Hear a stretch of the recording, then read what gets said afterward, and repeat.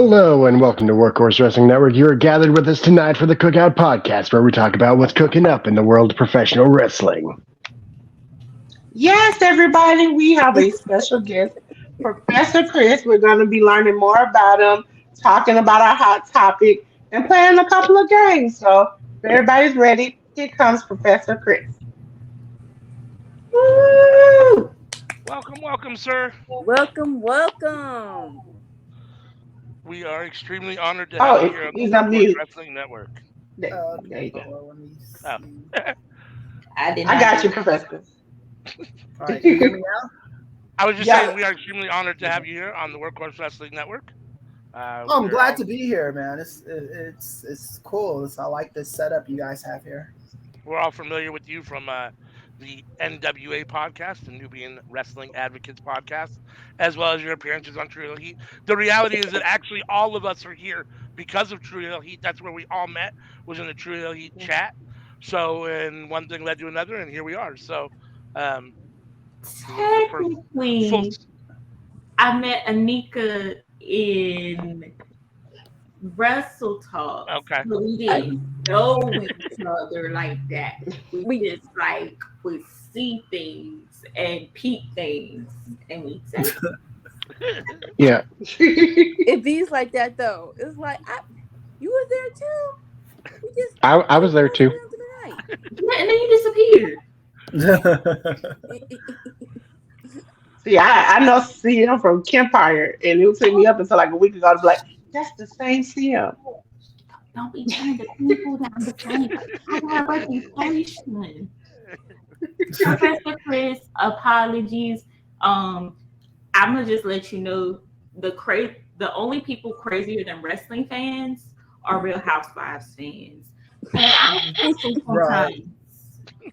Yeah. I think me and my girlfriend before my fiance broke up because she was a Real Housewives fan, and I never got completely into it.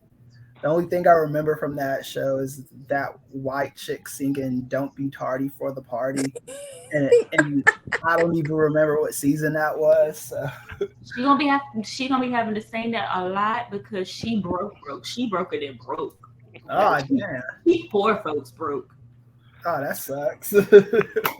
But her favorite music does. But yes.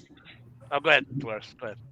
Oh, I was about to say, yes, we're glad to have Professor Kris here. We're going to learn a little bit more while he's here. First, starting off, congratulations. You walked and got your doctorate, and you got married. So how was that, doing that? All right, so both of them were cool. The doctorate I actually got a while ago.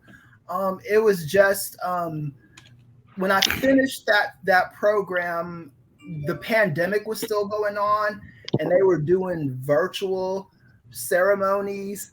And my mom don't know nothing about that shit. She wasn't trying to do a virtual ceremony. So she lives in North Carolina, so she flew out here. So once they did virtual ceremonies for 2020 to 2022.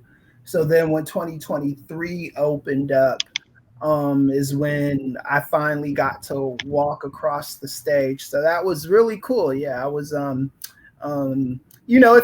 made it feel a little bit more real.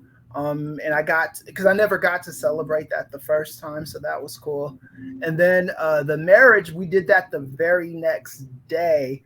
And that was cool also, and my wife was gracious enough to kind of give me that weekend, even though it was her wedding also, but she really was happy for me getting, finishing that PhD program. And it was cool.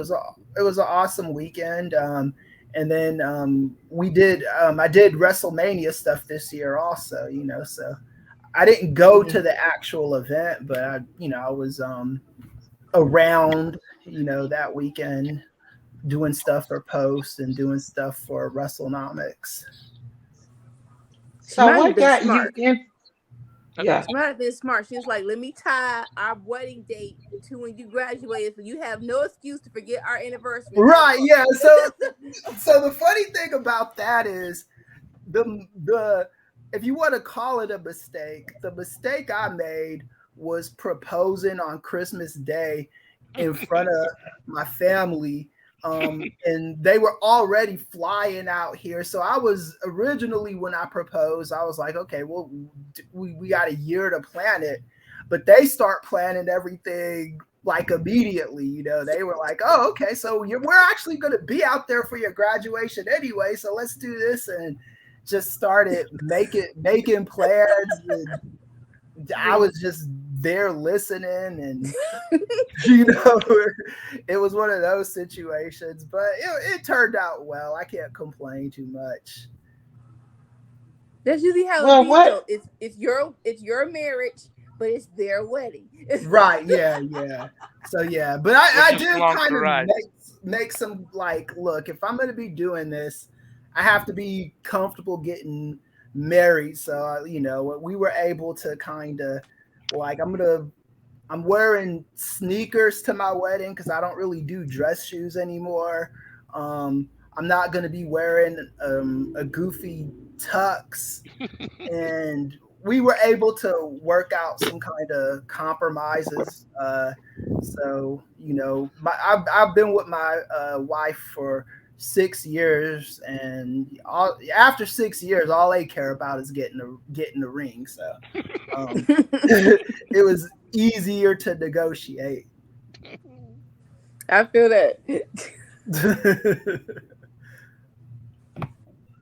Well, Professor Kris, we asked our guests, what got you into wrestling? Was it a moment? Was it a thing? And what type of wrestling do you like now?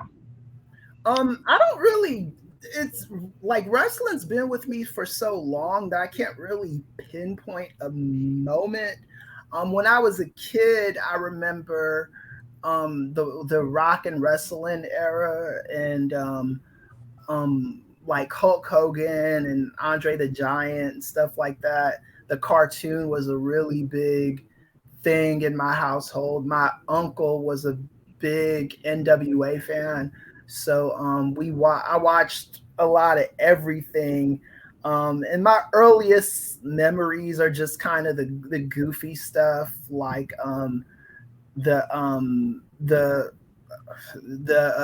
Haku and Tama, the Islanders stealing the bulldog from Matilda. Yep. Yeah, Matilda, that kind of stuff. And I just kind of blossomed from there, and just kind of, and usually the type of wrestling I watch is usually the American stuff. I do keep up with Japanese wrestling, but that's more of a, like, when I have time to do it, and I make sure I know who the big names are, but it's not something that I watch regularly. I leave that to, like, the Andrew Thompsons of the world, and is Sid. They watch all that stuff. I just kind of watch what I watch, and then what happens to, like, to all of us who've stayed with wrestling. I was initially a fan of all the goofy stuff, but then when I got older, and start discovering, like, Dave Meltzer and Wade Keller and people like that, I was intrigued by the other side of the wrestling business, but outside of just the stuff that you see on TV, like and sometimes, actually most of the time, like 95% of the time, I'm more intrigued by the backstage drama than I am by the actual stories going on, So, and it gives me stuff to write about. And You were ecstatic for Brawl Out after that. Oh yeah. We did the That's right in your highest. wheelhouse. Yeah, we did the highest listenership and viewership during that whole time, man. That was really good for our show.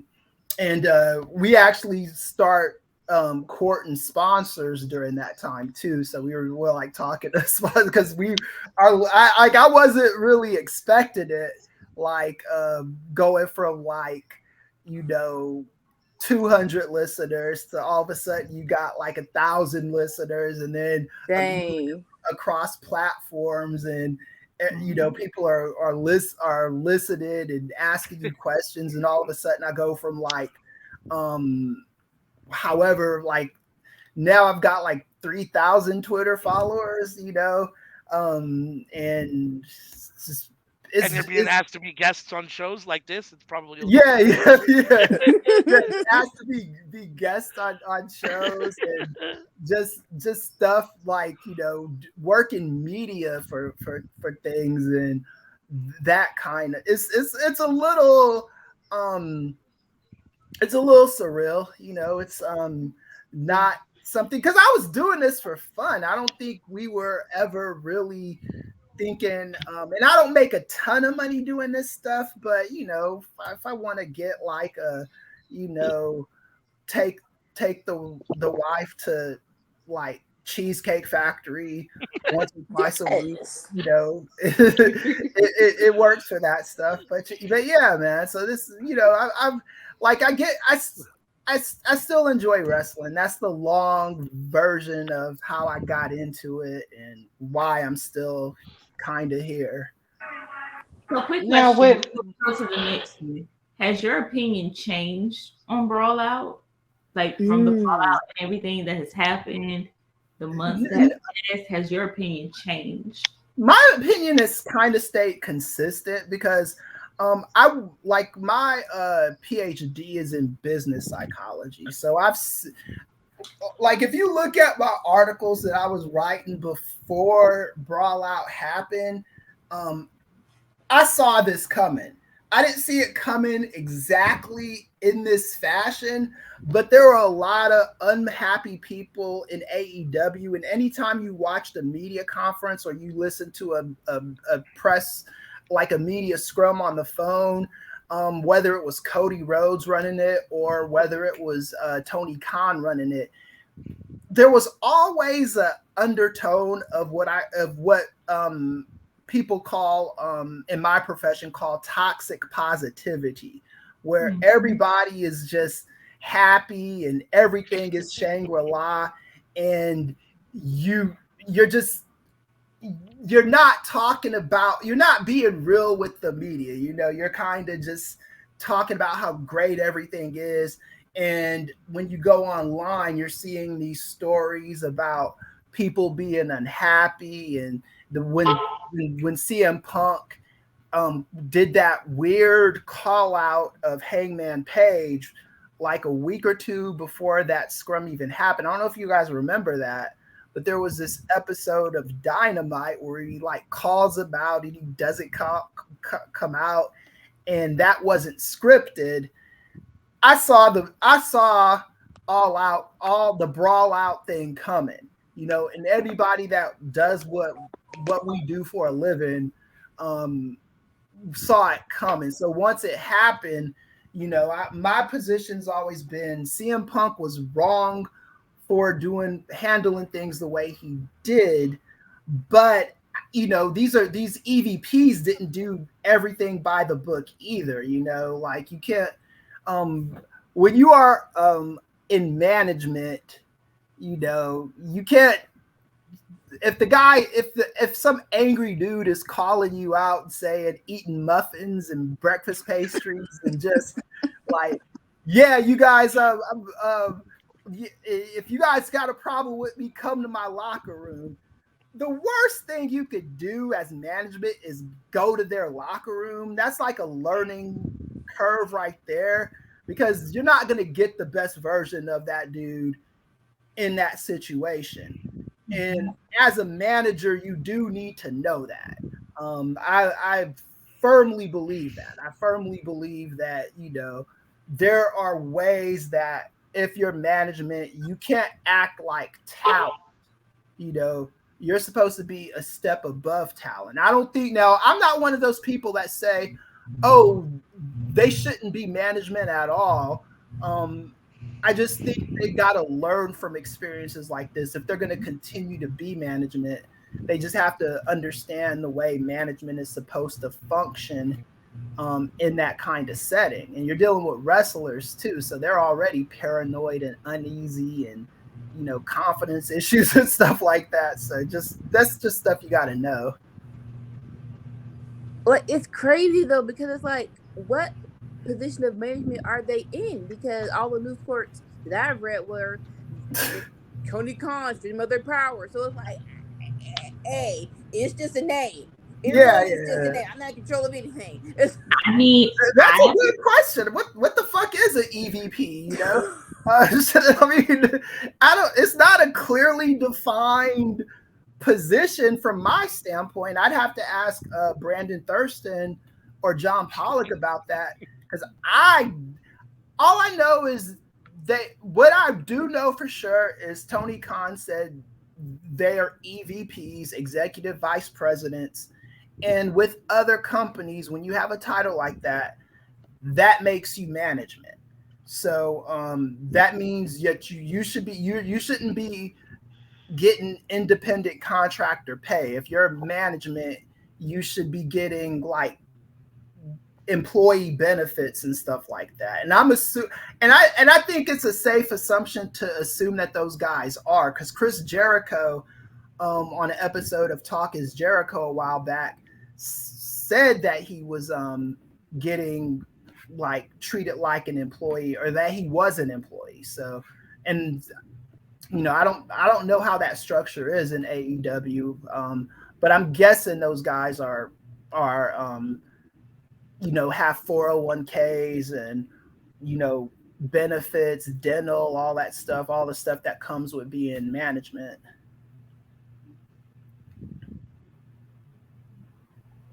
Well, I know from watching, Brother Nate has said on the Post Wrestling that you were in major influence in starting the NWA podcast with Andrew and him. Yeah. So, what made you want to start that?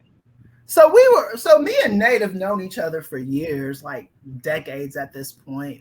Because I met him, I want to say like 2009, something like that. And we were always doing media stuff together. And then one day I just came up with the idea, because he was doing Kings of Sports already. And I had the ideas like, we should do a Black wrestling podcast. And the difference between what we do and other Black people that cover wrestling is our main thing is with Black wrestlers, right? That's like, we treat whatever's going on, even if it's like something like corny as hell, like even if it's like Bobby Lashley's sisters, we treat that like the lead story on our show, because other wrestling podcasts are covering the other stuff. Now, we do talk about mainstream stuff, but we want to make sure we're highlighting the stuff that, you know, Dave Meltzer or even John Pollock, Wade Keller, those people probably won't pay special attention to, right? Like, I'll give you an example. I was listening to some podcasts, and they were talking about JYD, Junkyard Dog, and saying, and the conversation was about Bill Watts, and was Bill Watts a racist? And everyone was like, "Oh no, he wasn't a racist. He booked he booked Junkyard Dog to be the main event of Mid-South Wrestling. How could he be a racist?" Really? And I feel like it's what we do is we look at the layers to things, right? So what's the evidence that Bill Watts might be a racist? Not saying he's definitely a card-carrying member of the Klan, but why can we say, how can you make the argument that he is racist, right? So I was like, okay, he did hire a black guy, put a chain around his neck, have him bark like a dog, Hog. dancing all the time and stuff like that, and use that as a way to generate money. Now, I'm not hating on the Junkyard Dog. He's one of my favorite wrestlers as a kid, but the gimmick relied on a lot of stereotypes to get him over, right? Did you realize as a kid that, were you aware as a kid that he was using those stereotypes? No, and that's the thing. It's like when you're a kid, you don't really care. You're just glad to see somebody that looks like you on wrestling. But then as you get older and stuff, and then as my mom had this pinch, and still to this day does.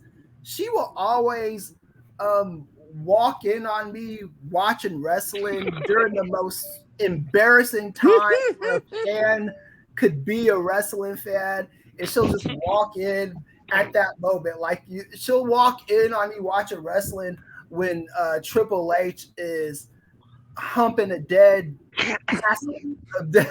body in a casket and stuff like that, you know. And just look at you and shake her head, just yeah. Didn't know what's coming, Mama. Yeah, she walked in on The Godfather having his hoe train. On me watching that like more times than I could count, and all she does is shake her head and walk away and say, "Man, I can't believe you still watch this shit." Never walks in on like a good moment where you're proud to be a wrestling fan. Always walks in on the bullshit.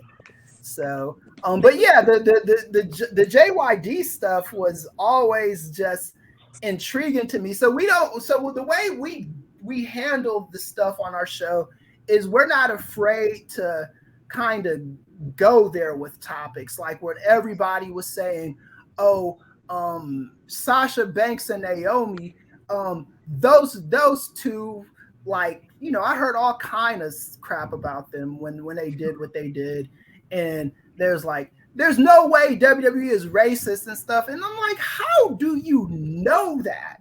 I'm not saying WWE is racist, but how are you so sure? I'm saying it. Yeah, I'm saying it. I'm saying you can look at Vince McMahon and know it. I'm saying it. I don't care. Yeah. Like he's used the N-word on his TV show, you know? Yeah. And that's the nice part of it. If you knew the background of things, like, you would understand why Vince is as messed up as he is. Yeah. At 10:30, we good. Yeah, no, I'm trying to not curse so much. When we got guests, my mama taught me better. Oh, okay. You're not gonna offend me, so. But yeah. It's like, and that's the problem what I see in wrestling media. And I'm friends with these people. You know, I'm not gonna like ever badmouth them or anything like that. But I'm gonna, if you do not understand corporate racism, I'll show you what it is, and then we can have a conversation about it, you know. And that's what me and Nate and Andrew do, because that's our perspective. Dave Meltzer is going to do his thing. Wade Keller's going to do his thing. And then John Pollock, who is my boss on Post Wrestling, he's going to do his thing the way he does it. And we're going to have the perspective that we have. And that's what I love about what we do. That's why I love your show. You guys dive into, you're not afraid to take on topics that are beyond wrestling too. And actually talk about what's real about those things. And I can't let this pass while you're here. I have a political science professor here. And so I've got to ask just real quick, how about the Supreme Court? I know this is a political thing and this is a wrestling show, but I just want your take on this affirmative action and the Supreme Court overruling it. Okay, so Jesus Christ. Okay. so I don't mind talking about it. Okay, so here's the thing. This was always an inevitability since 2016.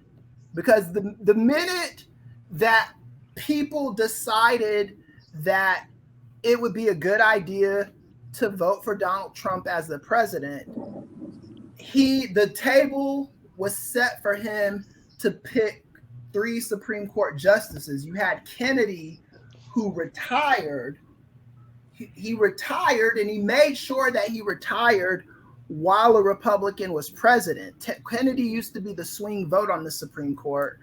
And then the other 2, one of them was by luck, because Ruth Bader Ginsburg dying was luck. You could call it divine intervention, whatever you want to call it.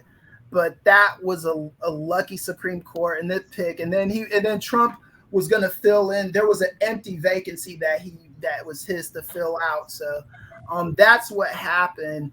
And I think my main thing when I talk to people about voting is a very simple thing.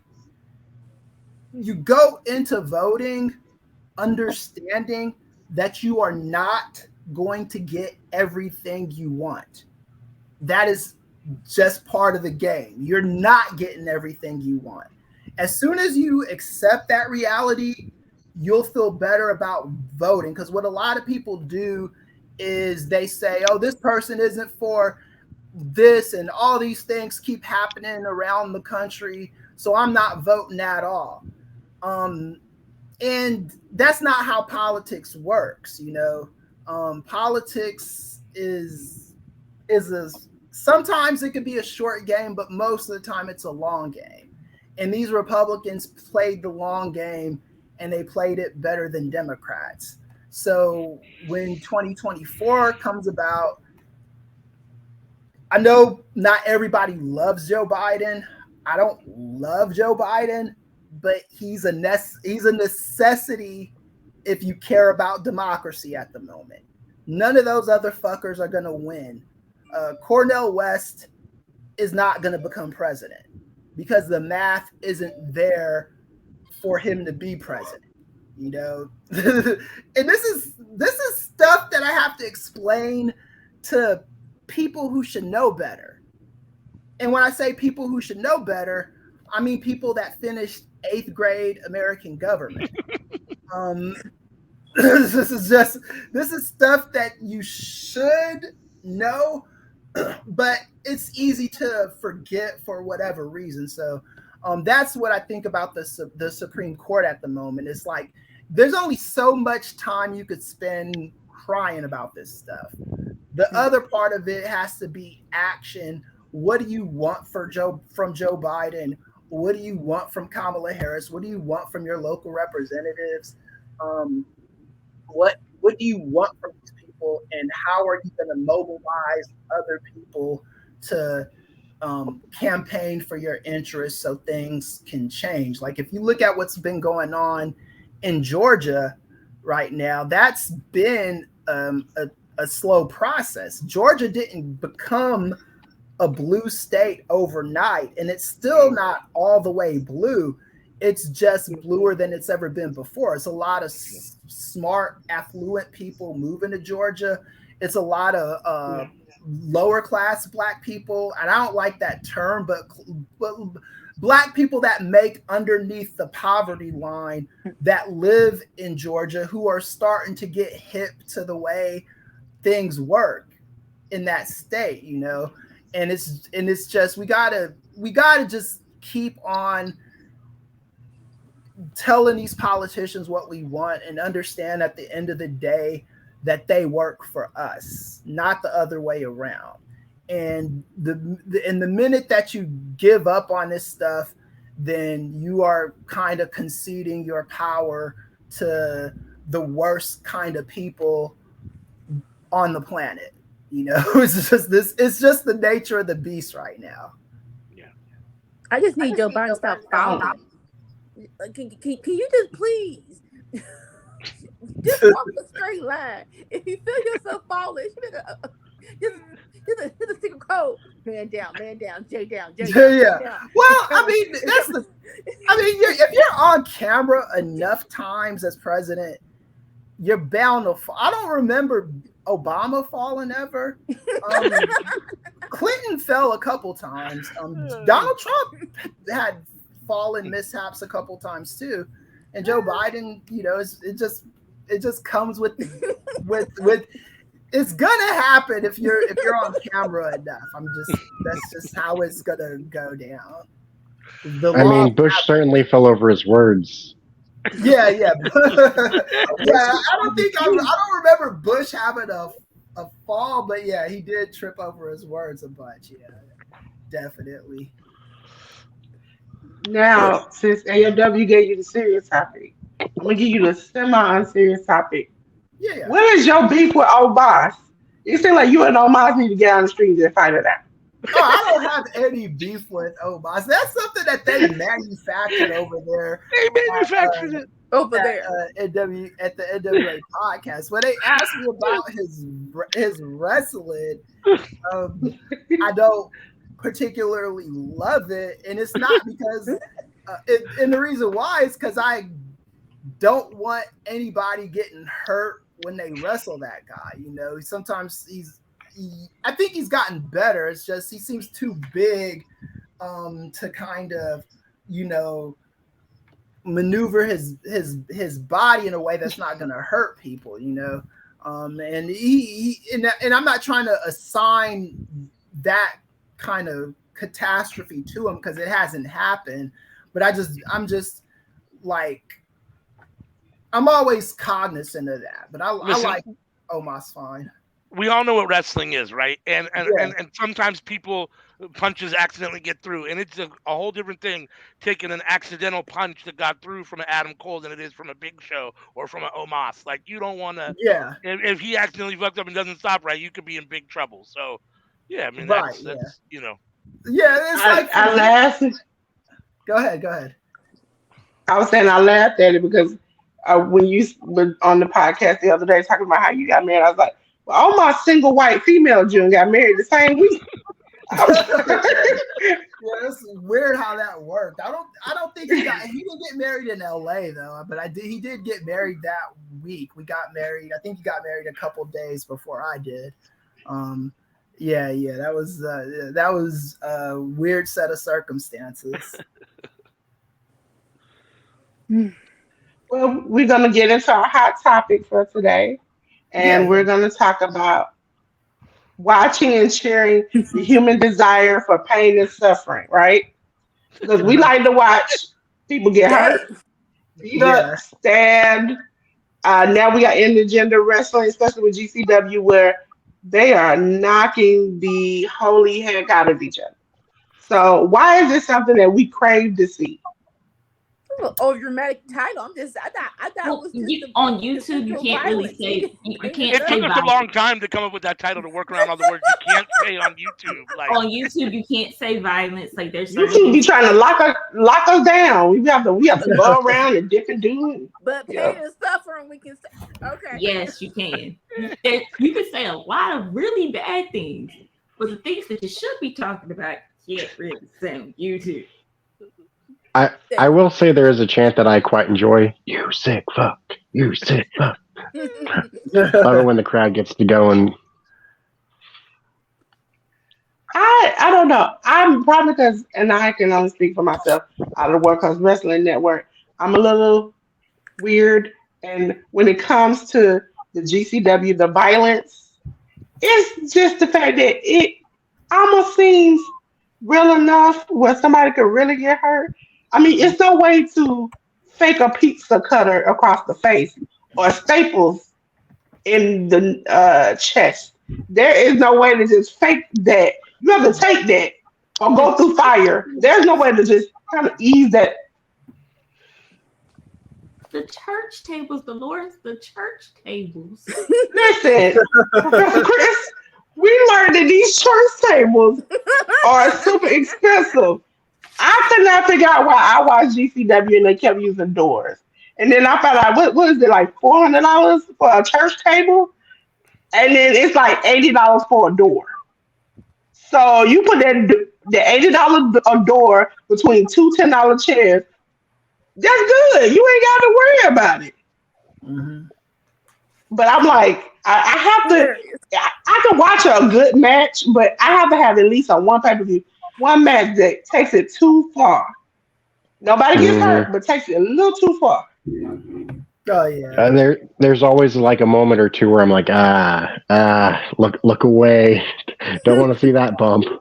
No doubt. No doubt. Yeah. Well, and that's the issue, right? Like ultimately, we all know that it's not great, right? Like for all of us to sit around cheering people getting injured, fighting each other, whether it's and wrestling's a little bit different because we do know that in theory it's somewhat fake, and the injuries that they're taking are simply because of mistakes as opposed to actual, let's say, UFC combat fighting or bare knuckle fighting or Right. slap fight or whatever we're talking about, where there's actual full on contact, even the NFL or whatever. So as is, I think we all individually probably know that those aren't great for us as human beings. They jar our brains and fuck us up as people, right? You see what Right. happens to people that take on those things as careers and stuff. They don't walk away very often in a very good space, mentally or physically. Um, and yet, you know, it's probably the most predominant thing in our society when it comes to sports, right? Our combat sports. So, and we love them, and they sell out arenas all the time. I mean, and the more violent, even though we turn away, we still cheer it more, and we still want it more, and we ask them to turn it up. And so, it's that great dichotomy, right, where we know it's bad for us, but we can't help ourselves from liking it. I mean, the NFL's terrible. The way it treats its players, the the um the way it treats minority players, ownership in general, um, the way the league runs, the violence it has, the way it takes care of its veteran players, the lack of all that stuff is terrible. And I watch every game on Sunday, and I have a Dallas Cowboys tattoo, so I don't know how to reconcile those things. And that's difficult. So that's kind of what I wanted to talk about. Just get your opinion on those things a little bit. Yeah, so if you ever listen to the show, I talk a lot about cognitive dissonance Mm-hmm. when you are a wrestling fan. And the idea behind cognitive dissonance is understanding that there are two dualities that most of us have when we're dealing with any situation, and both could be simultaneously true. It's just the two ideas have a hard time coexisting with each other, right? So Sure. like let's say if I was a smoker, I like smoking because after a hard day of work or in between my breaks at work, smoking a cigarette makes me feel good.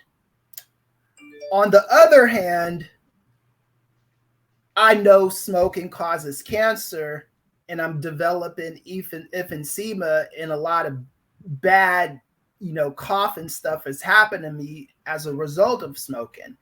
So I know smoking is bad for me, but I also like how smoking makes me feel. Those two things can't exist in the brain at the same time. So what we either do is we'll quit the smoking because that's what we should do, or we rationalize the bad behavior and say, well, smoking ain't that bad. I deserve a cigarette every once in a while. This is something that I need. This keeps my sanity. If you think I'm bad if you think not smoking is good for me, you should see me without a cigarette. I'll go off and yell at a motherfucker and all that stuff. So those are the dualities that we do. And sometimes those dualities aren't easy to determine or figure out, right? Because you got what you were talking about with wrestling, that this stuff isn't necessarily the best thing for the wrestlers and the talents and all that.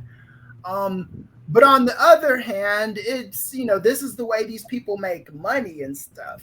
So what we as fans have to do is just always critically think about it and just kind of figure out what the most important thing to you is. Like the big story over the last week or two was Sting in AEW taking that ridiculous dive where it looked like it almost killed himself. Yeah. And I've had to reconcile stuff like that as a wrestling fan for a long time. And for me, I like Sting taking those kind of bumps? Not necessarily, but I have to trust his judgment, at this point in time, because he's been doing it for so long. And I have to hope that, he'll use discernment in areas where he needs to use discernment, and it's just for me personally. And if you're a person that says, I can't do this at all with Sting or whatever, completely understand it. If you're like, this GCW shit is too much for me, so I can't fuck with it, I understand it. But like, I also understand the perspective of, hey, these guys, this is the way they eat. This is their bread and butter. They help keep the wrestling economy going and flowing. It's just one of those things where you have to figure out what you care about the most, and it's never easy to do, especially as a wrestling fan, because the wrestling industry is filled with a lot of garbage individuals who only care about making money, And with the Sting bump, let's be perfectly clear. The second table is what went wrong. Everything went according to plan, but for some reason, the two tables never work. The two tables have never made anything safer. Take about the 3 States of Hell with Triple H and HBK. It had 4 tables. Went through 3. The 4th one got hit in the head. This Saturday, Money in the Bank. What's his name? Logan Paul and Ricochet. The Spanish Fly. It was the 2 tables, but they both did nosedive. Now that one might have been because Logan Paul don't know what he's doing, but I digress. It's still an example. But more so, I forget. I forget who it was, but somebody had mentioned that if it was Darby who had did it, he would have been able to get enough clearance, being lighter and being able to jump further, that it would have worked perfect if it was Darby. But it being Sting, he's not able to get as much distance, and I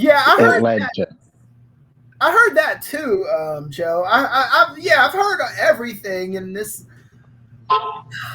It's because what I'm afraid of is I don't want to start getting into like ageism kind of territory and stuff where Sting is, how old is he? 64, 65 years old? Around that time, yeah. Yeah, I'm 42 years old. I don't want to start saying, like, if he knows his body and he thinks that he can do that stuff, and I don't know what to tell that man. You know what I'm saying? Like, I don't want to be the one that's. Yeah, go ahead. I think me and ALW had that conversation, and sometimes you have to have those uncomfortable conversations with the wrestler. My example is Tanahashi. I love Tanahashi. But that, you can't high fly flow no more. It's over with. Let it go. You barely can make it. Him and Ishii can barely make it to the ring. It look like they're in severe pain. And you get up on the top rope, you slip off. And you're like, I'm still going to try this. And then it looks weird. And you look like you almost break your neck. But you like, I'm going to wrestle today. I'm going to wrestle tomorrow on the pay-per-view. And then I'm going to go over to Japan and I'm going to wrestle another day. And it looks like you're broken. And at what point does somebody say, you're doing too much? CM tells me that all the time, rest. She will holler at me on this screen if I'm doing too much. So it's like, at what point does somebody intervene and say, you're doing too much? Yeah, that's not my reputation, woman. But go back to the Sting real quick. like if you watch it again, he cleared Sammy. His whole body covered Sammy. His face hit the second table. So that's why I'm like, no, it wasn't about he was old. The position you used 2 tables. I'm gonna problem solve this for you. I'm gonna problem solve it for everybody. You know who's to blame? Sammy. Boom. We done. Yep. It's his fault. If he wasn't Sammy Guevara, we probably would care slightly more. But nobody really likes him. Nobody cares about him. It's all about Sting. If he was more likable, we would care. So just put it all on him. Simple. Easy as that. See how you talk? But and it's kind of like the PCO versus Ric Flair. Right. Ric Flair, when he walks down, when he breathes too heavy, Yeah. like Rick is. Are you gonna make it? But PCO, he gonna be around forever. And like, He no, fixing the clocks. He can do all these crazy things. but legit, Flair, if I'm not mistaken, was supposed to die twice. Like, bruh, at what point in time do you say sit your behind down? listen, and as far as Sammy saying Darby was gonna make it, I did upload the clip. But we all saw when I sent you out, Darby has platform shoes. Okay? Any man who wears a platform shoe ain't gonna leap that far. He ain't gonna leap that far. He gonna leap and he gonna do the same thing. Pop out face on him. But see, the difference is Sting cares about his life. Darby doesn't care about his. But Darby's like, I live, I die. It is what it is. Darby is about this big, and the wind will carry Darby a little bit further. Like he's aerodynamic. He's more aerodynamic than Sting. Sting has never really been the guy to fly because he's been bulkier. And back in those days, they weren't really expected to fly like that. Mm-hmm. I would not have done it if I were Sting, but I also am me, and I'm not getting on the top rope for shit. So, like y'all, he said he got to try it once. I think with Sting, it's like you see this. This is all I do. This is all I gotta do. Just stay this. That's it. And that. And even that's negotiable. Again, PCO. I mean, he was probably in less pain than Gypsy Joe was in his match against New Jack. I'm just saying. Okay. I think with Sting, he's kind of like AEW kind of gave him a new lease on life, you know, because when he was in TNA, they couldn't offer him another huge contract like they normally did. So he went to WWE, and I think a lot of us fans thought he'd get treated better in WWE. And WWE really just kind of disrespected his legacy from the day he got there. And in AEW, they pay him the homage that he deserves. So I think Sting kind of feels pressure to put on for fans that and to do stuff like those ridiculous dives every once in a while just to, you know, I don't know exactly what it is. I don't know if he feels like he owes the fans that. He doesn't. But I just think that he's happy that he's finishing off his career in an honorable way because WWE wasn't going to allow him to do that. Do you think he feels like he, by not ever getting to headline WrestleMania, maybe his career was a little whatever for him, or you think that's something that he thinks about? I don't know. See, this is my thing with Sting. I think Sting was right for all those years. I think I would have rather had not see Sting ever in WWE, looking at what they did with him. And hindsight is always 2020 because I was clamoring for him to go to WWE towards the end of his TNA run. I was like, oh yeah, we could see Sting versus Undertaker at WrestleMania. He could get some good matches and all that stuff. And then he finally goes to WWE and everything they do with him is stupid. The story I don't know if you guys know this story. I went to the WrestleMania in San Francisco, where Sting lost to Triple H.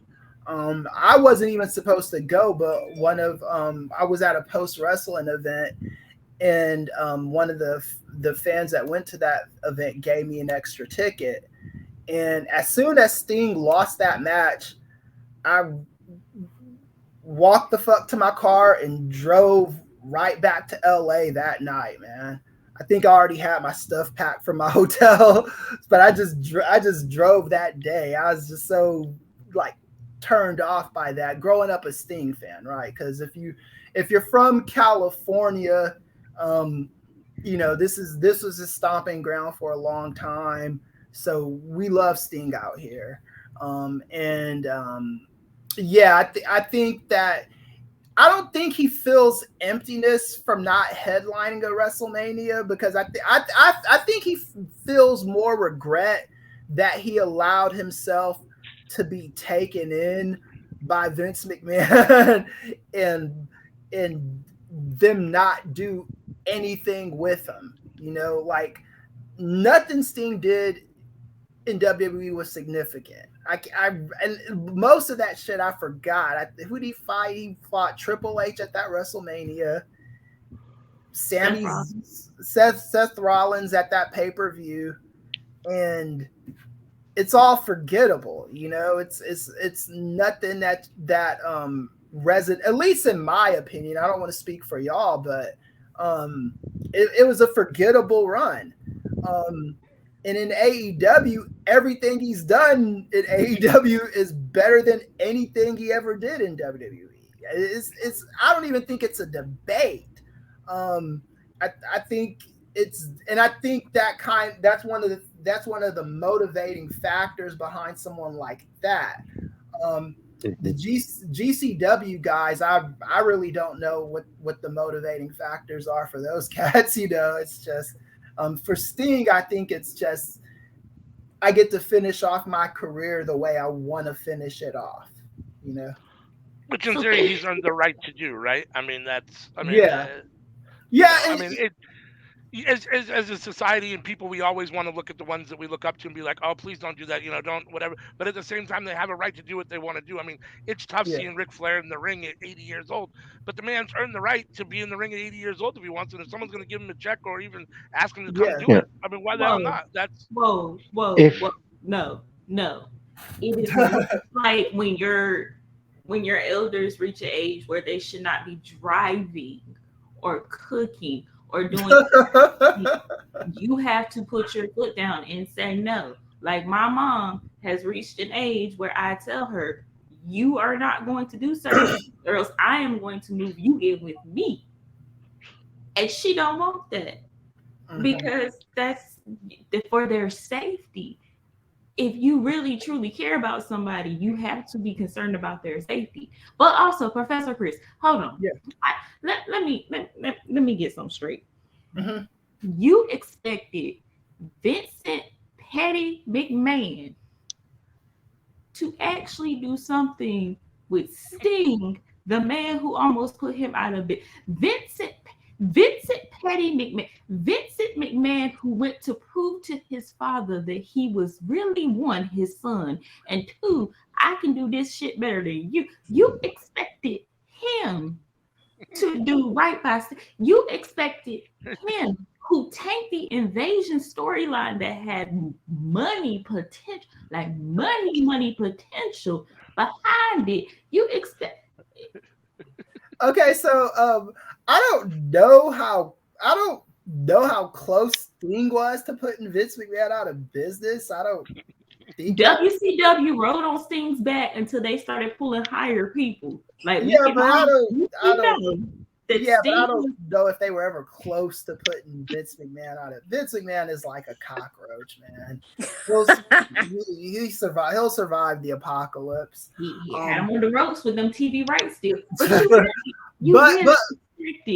But I never expected. I didn't expect anything. I thought that at the very least that Sting should have beat Triple H at that WrestleMania, and then Triple H could beat his ass as many times as he wanted to after that. You know, like even when I was thinking about the Sting Undertaker match, I fully expected the Undertaker to win that match if they ever had it. You know, it was just the way it was orchestrated from the beginning. Like, you know, it was not a good fit for anybody involved. You know, I don't think it benefited Sting at all. I don't think it benefited WWE at all.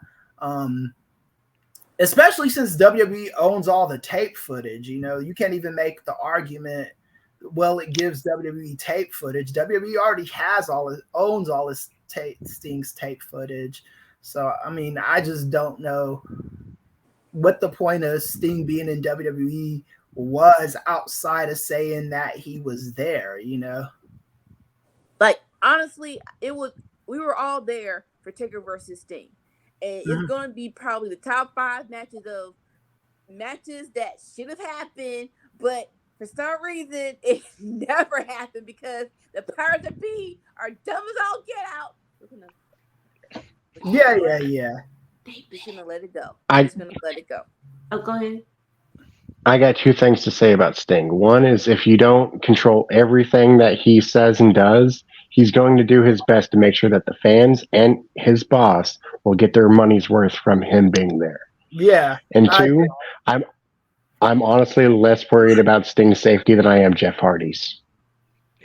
Yeah. Facts. Yeah, and that's the thing too. Like for me, it's just the whole thing of being a younger person telling this guy how to do things, you know, because Sting, and I do think there is a difference between Sting and Ric Flair. I think Sting has earned the benefit of the doubt of as a responsible person. I don't know if Ric Flair has necessarily earned that. That's fair. So Sting, I think, is like, and I think that Sting will. He puts himself in the ring with the right people who can carry him and call matches, you know. And most of what he does is tag team matches, and every once in a while he'll fall off of something or jump off of something. Yeah, I don't want him to go out like I want him to go out of this business still being able to you know, move and do what he wants to do. But at the same time, I want him to finish off his career the way he wants to finish it off. Yeah, I think. Kind of at the. Go ahead. No, I'm saying I think Sting is responsible enough to say, I tried it. I doggone there, knocked myself out. I'm not gonna do it again. Whereas Ric Flair is like, oh, I almost died. Let me try it again and again and again and again. And it's like, why you keep doing this? And at a point, and what really irritates me about AEW now is that you're picking up people, and I said it on the podcast, sometimes I consider like WWE will sit trash on the side of the road, and then it's like, oh, I can fix that trash. Let me bring it into the house, and I'm gonna paint it up and fix it right. And some things can't be fixed. Just like if you bring Goldberg in, somebody's gonna get injured. Somebody gonna get injured because he almost killed the Undertaker. CM Punk. Well, that Undertaker match versus Goldberg. CM Punk. We should have CM Punk versus Goldberg, or Ryback versus CM Punk. I think the Sting versus Undertaker match went against the formula because Goldberg's normal or the Undertaker versus Goldberg match went against the formula because Goldberg's matches were real simple in WWE, and that's, you know, spear, jackhammer, win. And Undertaker match, they got a little bit more creative, and both of them were a little too old to do that. I don't see anything wrong with Goldberg going to AEW and beating the fuck out of QT Marshall, you know, or one of those guys like that. You know, you don't want him beating up MJF or like a contender. but beating up a scrub, I don't see. Even I think AEW is not in the greatest position to just let big money free agents go without at least giving them consideration. Like if Goldberg is a free agent on today's market and you just say, nah, F you, Goldberg, we don't need you, I don't know how wise that is. Not saying Goldberg is a big needle mover or money maker, but Goldberg is a bigger name than probably about 85% of that roster, wouldn't you say? Yeah, but I think that's a point where we talked about earlier, stopping people from hurting themselves. The Mhm. last 2 or 3 times, Gilbert, I know you're a Georgia native. I'm a Georgia girl, but the fact that you knocked yourself unconscious with a headbutt to a door should let you know, stop doing it. Stop doing it. He's You got to keep stop doing it. He's got to stop headbutting doors and punching mosquitoes and stuff like that. Those inanimate objects didn't do anything to him. Yeah. You could just face CM Punk, and all will be right with the world.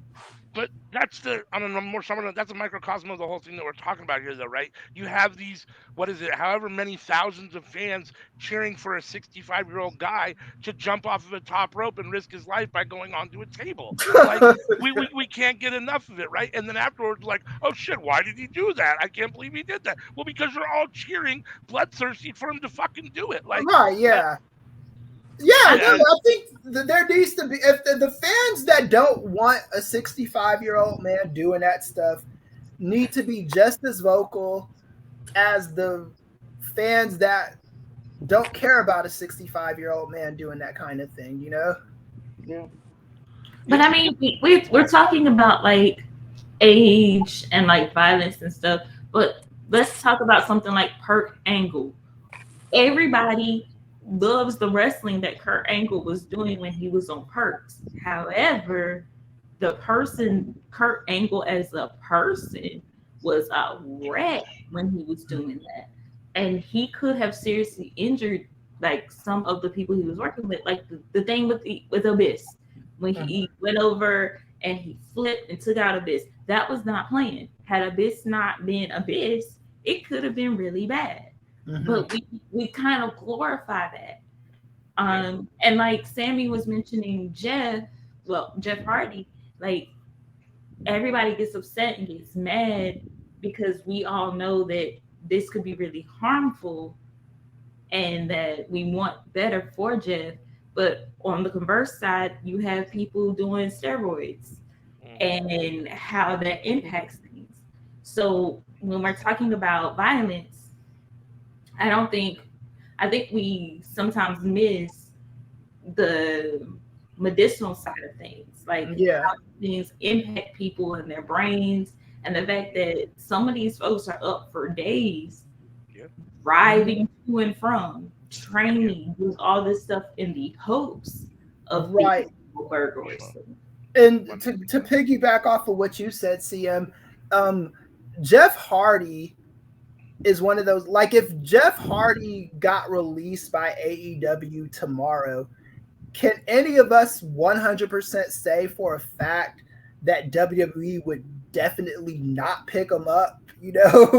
Like he always, because Jeff Hardy is who he is, he always seems to kind of survive these constant mistakes. I really do hope and pray the last one was definitely the last one he was going to get through, but because Jeff Hardy is who he is, he keeps finding work, and if it's not WWE that picks him up, it'll be Impact, or Japan or wherever. Well, Japan maybe, because I don't know if he could get a passport at the moment, but he'll get picked up from somewhere else, and that's just the nature of the beast when you're a star. Like people wonder, like the CM Punk thing. CM Punk, Tony Khan wasn't gonna fire CM Punk because CM Punk is CM Punk, you know, and Jeff Hardy is Jeff Hardy, you know. It's just one of those things that it's, and I don't even want to necessarily blame wrestling by itself for this, because this is a societal thing, right? You know, the bigger your name is, the more value that the people that employ you think you bring, you're never going to be without work. 100%. But I think that's what sets Vince separate from everybody else. Vince is the uh, you're not bigger than the group. Nobody came to see you, Otis. He Yeah, will send you your papers. You don't care how big you are. The fact that he had the Ultimate Warrior, and then he come back, he was like, "I'll take this," and he fires him or fires CM Punk on his wedding day. He really doesn't care. yeah, but When he feels like you might be getting in the way, he will cut you real quick. yeah, but it never lasts with that though either. Though he, like, No. all those guys except for CM Punk, he bought back. You know, he got him and Ultimate Warrior had their beef, but he bought that guy back a few times. You know, it When it wasn't boils like, down to it, Vince will do whatever it is that brings in the money and the dollar. That's really yeah, what it boils yeah, down to. yeah. Like, We he's might not like him. You might not like him as a person. As a businessman, the dude is sound, right? I mean, you can't. yeah, he's Sad. he's gonna do. I don't think there's any bridge in WWE you can burn like that will never bring you back in WWE if they feel you bring value to that company. I disagree. Well, who's the person? Macho Man. No, Macho Man. not just Macho Man, because he still profits off of that. If he can profit off of it, he will. I don't think Vince will bring CM Punk back. I think Vince. I just don't know. I have to see it in action. Knowing the history that I know about Vince and knowing who he has morphed into, I do not think Vince will bring CM Punk back for the simple fact of he loves his company enough that he will do most anything for it. He has had opportunities to bring CM Punk back. I think that is When did he one have an person- opportunity to bring CM Punk back? Oh, he has had. He's had opportunities. That Punk behind comeback. AEW was not the Bucks and Cody were not the only ones on CM Punk's line. He could have been back in WWE if Vince was like, this will do me some justice. No, he wasn't going to do that because he signed a contract with AEW. Tony Khan was never going to let him out of that contract. Before the contract, when they were still He had negotiations with Backstage. WWE. He said, had Vince actually seen the value in CM Punk, Vince would have brought, when he was on Fox, he would have found a way to get him back into the bubble of WWE fully. I think there is a line that Vince will not cross, and I think CM Punk crossed that line for him, and he was just like, you know what? Yeah, I'm not with you, because he thinks that Punk feels like he is bigger than the business, and like no one is bigger than the business. The fact that he brought Terry Bollea back with all that encompasses Terry Bollea, and he still had him back on screen, but there's a line that I don't think there's. I think if Vince fully leaves the company, CM Punk might come back, but until then, I think Vince will bring back anybody if he thinks there's a modicum of value they could bring to the table. I think if CM Punk was in free agency right now and was like, yo, I don't want to re-sign what you got, Vince, I do think Vince will be of open ears, because that's just how he is. There's nothing in Vince McMahon's history that has made me think that there's just no one he would not consider doing business with. I just haven't seen any proof of this, you know. You probably are Was going it by Sable? Vince allows people to know about. I'm from North Carolina. If you ask the folks that's been here for years and decades that grew up around Vince or went to ECU with Vince, there's a whole lot of things that we don't talk about when it comes to him that you see play out like psychologically as well as business mindedness. What part of North Carolina are you from? Just curious. It's the part you ain't never go hear about. It is rural Eastern North Carolina. Okay. My family is from Lake Waccamaw, which is 30 minutes away from Wilmington. I know where it is. Oh, okay, cool. When you from very, very small areas, you know the very, very small areas. Ask around about Vince when he was a youngin' and who took care of Vince and why Vince acts the way that he does. And you will find out a whole lot of stuff about Vince that Vince will never allow to come out until he is dead, gone, and 3 generations have passed.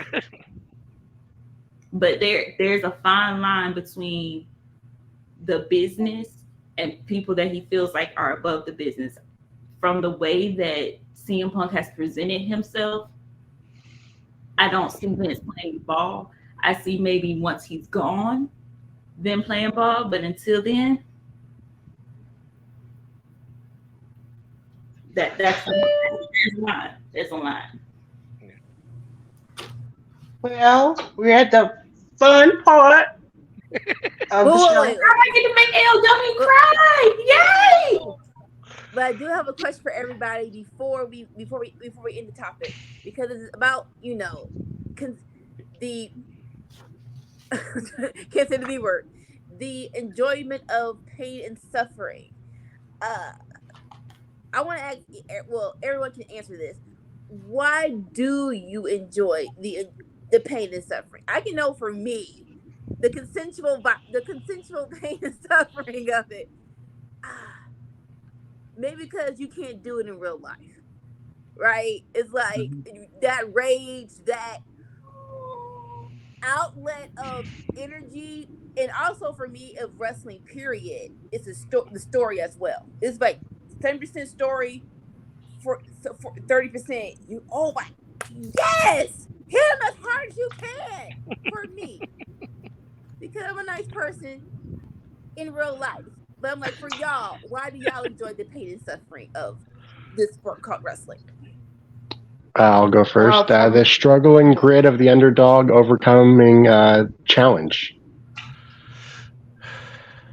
Yeah, I get that. Me personally, I don't have a good answer. Like I said before, it's one of those things I wrestle with, no pun intended, all the time. Like, I mean, I don't know why.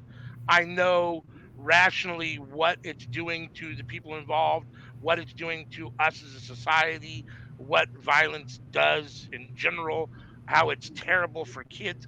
I watch my 2-year-old who is, or not my 2-year-old grandson. He's in the living room and I put wrestling on for 2 minutes, and within 2 minutes he's jumping on me and hitting me and imitating what they're doing. Now, don't get me wrong, that's great and that's fun as a wrestling fan. Maybe he'll be a wrestler. At the same time, you can immediately see that imitation and what it's doing. He's going to go do that with his new little friend and maybe hurt his friend. You know what I'm saying? And so you can see that direct correlation there. And so I don't know why, other than the fact that I guess we're humans and nothing's black and white, right? I mean, I like it because I appreciate the competition, even though wrestling's scripted. I don't know the script. I appreciate the competition. That's why I'm a huge sports fan. I'm a competitive person, so that it fuels my desire. But I mean, I watch GCW. We cover it on this show. The more extreme stuff with the forks to the head and the light bulbs to the gouging. Some of that stuff I have some issues with. At the same time, this is a show that I have say in, and we're covering it here and we're talking about it. So how much issue do I actually have with it? So I don't know. Those were I can't give you an honest answer about that, Anika. I don't know why, other than it does something for me. Apparently, I don't know. I'll go last so I can segue into games. Yeah. As far as me, to be honest, growing up, outside is the same as what I see on TV. You fighting, you bloods everywhere, you fucking stabbing, doing whatever you gotta do to win that fight. Hey, that was a world I grew up in. Still is, I still live in it somewhat of it, okay? But you that's no different. You see what I'm saying? Where some people, like Anika said, I can I can't imagine doing it. I'm like, I do what I gotta do. I gotta get home. Okay? You ain't gonna beat me. We ain't gonna stand up. I'm too old for all that tussling stuff. Somebody gotta make it home and it gotta be me. As we say here in Georgia, you come here, you're gonna either leave with a ticket or a toe tag. You can't leave with a ticket. So I can't do that. I can't tussle and fight with people like that. But I also enjoy the fact that it seems a little bit real. You cannot fake some of this stuff. When you're pouring blood down your face, that's realistic. That's not like back in the day when you do a little something and then all of a sudden it's like a little Dracula blood. You can't fake it, and I think that's kind of why I grew up with it.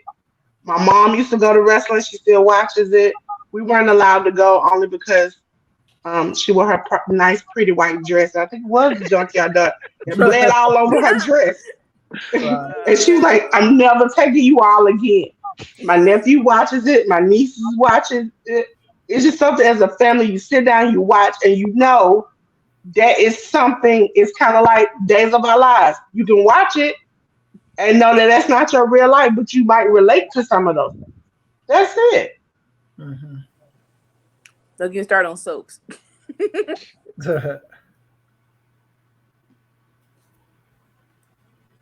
Oh, is it my turn? I guess. Yes. Yeah. She's going last. So I think for me, the reason why I still watch wrestling is because of the online community. I think just the fact that I have friends all over the country, all over the world, pretty much, that I've met through wrestling, is the reason why I still watch wrestling. Because there have been weeks, especially when I have to write wrestling, there have been weeks where I'm taking a look at my tablet, I'm just got it, and I'm just looking at it, staring at it, and I'm like, why do I still watch this shit?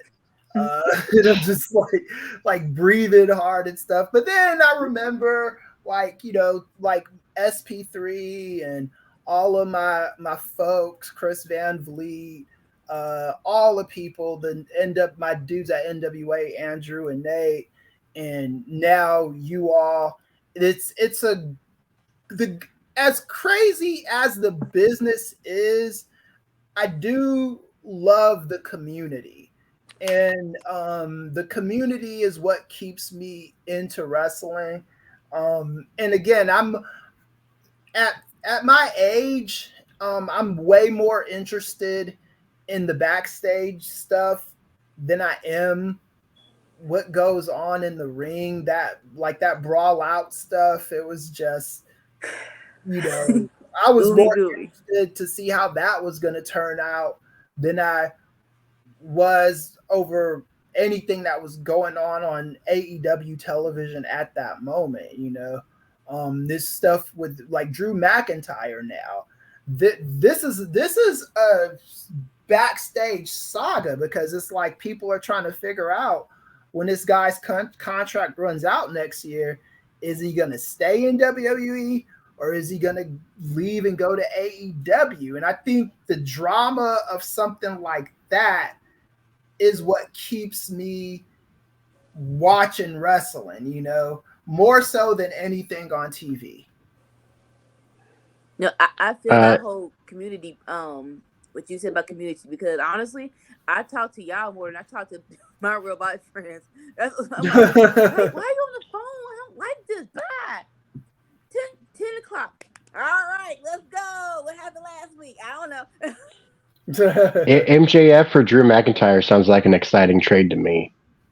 Yeah. I think the thing I love about wrestling now is the fact that there are two companies, right? And when somebody gets, because I think WWE, Cody going to WWE revitalized his career like nothing else, man. If he would have stayed in AEW, he would have still been doing the same stupid crap he was doing for a year. So him going to WWE helped him out. I think that there is this, like, I do think you could get old and tired in one company, and then in the new company gives you a fresh coat of paint, you know, like with Cody Rhodes, like Randy Orton.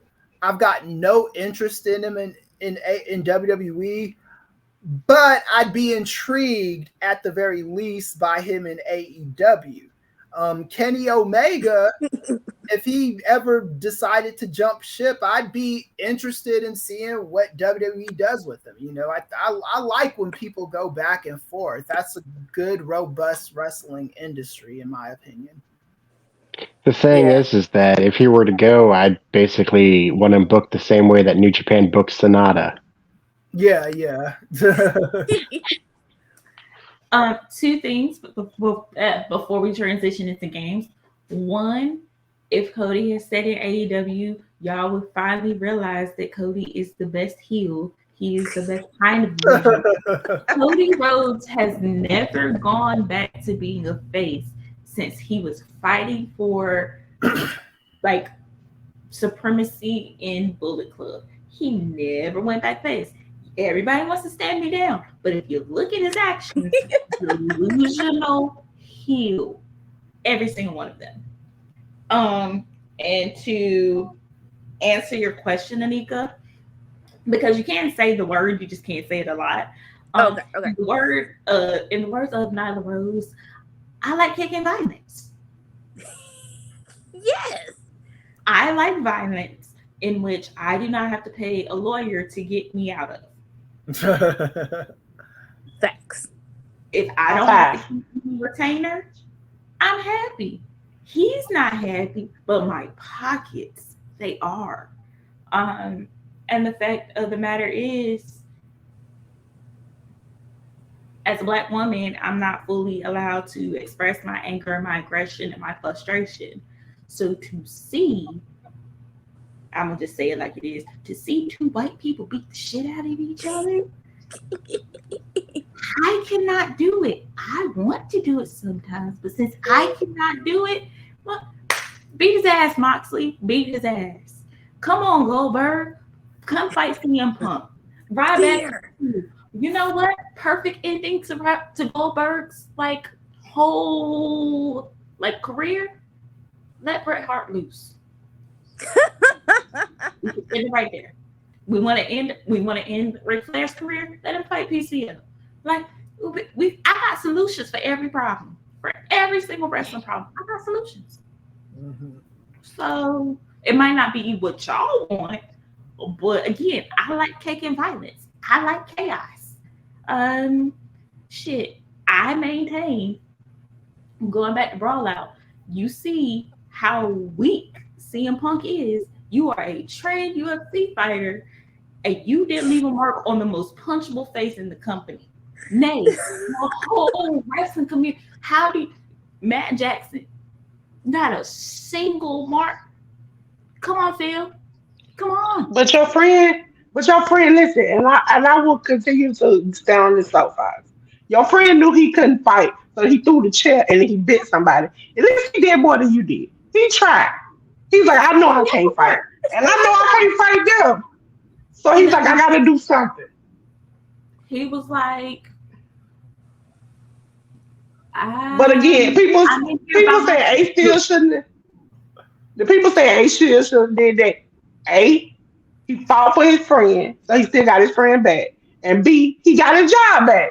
So listen, now Punk knows he got a guaranteed fighter in the corner over there when something go down. He know he got somebody. He need to get security now. Ace still should have had the contract from the jump because Ace still can fight. He threw the chair. He bit Kenny. he was ready to go. It's not his fault that his friend is a punk ass. All that yapping. Did he not listen to the crunk era music? All that yapping will get you touched up. He got touched up. Matt Jackson, the most punchable face, and you left no marks. Okay, so for games, I picked two of my favorite, aka two that are gonna make ALW really upset with me. I love you. Yay, I'm about to cry. Okay. So Professor Kris, I chose two games that I think are very simple. Okay. We have Sing to Me Paulo, in which you have to act out with no words someone's theme song. And we have Championship Turmoil, where I have selected 5 different championships that you only have to tell me. Look at me. I'm being nice today. You only have to tell me one person who won the championship until you get out. See, you ain't got to do it in chronological order. Right? Look at this. Look at that. She must like you. I'm being nice today. All right. This So, is a good Professor mood, Kris, like. which would you like to start off with? Would you like to start off with Sing to Me Paulo, aka Charades, or Championship Turmoil, where you tell me members of a championship, like who won the championship? The second one. All right. Championship Turmoil. Okay. All right. Well, you got lucky because Sammy's not here, so I don't know who's gonna win now. Okay. ALW, bring your ass, ALW. Don't hide now. Don't hide. Here, boy. Come on, you can do this. All right. The list of Impact World Champions. All right. Just like that you were cool with us. We'll start off with ALW. One person who has won the Impact World Champion. And it started in 2007. Okay, there you go. Macklin. Checking yes. Okay. Dolores. Moose. Oh. Sammy. Oh damn, Sammy, where the fuck did you come from? My mother. Just with a straight face, like it's not. This is My mother. in the world. Sammy, who you got? Kurt Angle. True. Professor Kris. Bobby Lashley. Nika. You said 2007, right? Yep. AJ Styles. Yep. ALW. PCO.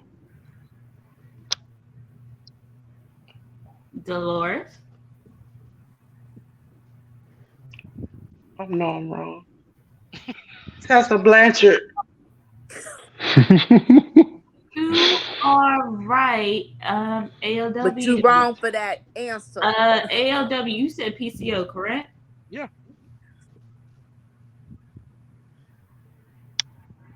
When? Oh, fact checking. Oh, Lord. Didn't he have it right before Macklin? He was just champion like a year and a half ago for like 3 months. When did they get Frankenstein the championship? Not according to Wikipedia. Love All you. right. Go get some rest. All right. Sammy. Samoa Joe. Professor Kris. Drew Galloway. Yes. Anika. With a government name. Eric Young. Well, that was the name he went by. And yes. Dolores. I don't know this man's name. Why? Motor City Machine Gun Dude. I'm trying to remember the dude's name. I'm just gonna guess.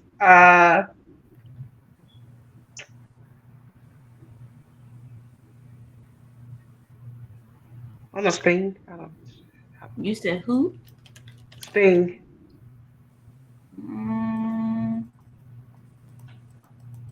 Let me double check this. Yes.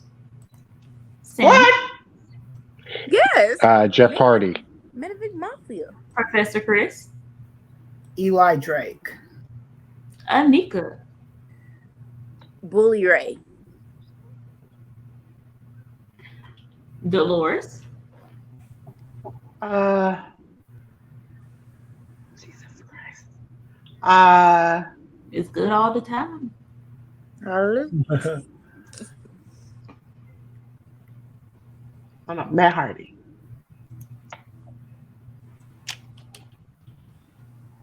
You got lucky. Sammy? Jesus. Pentagon Jr. Professor Kris? Mick Foley. Anika? Mick Foley. Dang. Like what? When did this happen? Okay. 2007, 8, something like that. 09. This year. Oh, 09. Okay. Oh, but did he win it? Oh, don't want it. You know what? No. Bah. Alex Shelley. Congratulations, Dolores. Jesus Christ, you stole my answer. I'm sorry. I don't know. Kevin Nash.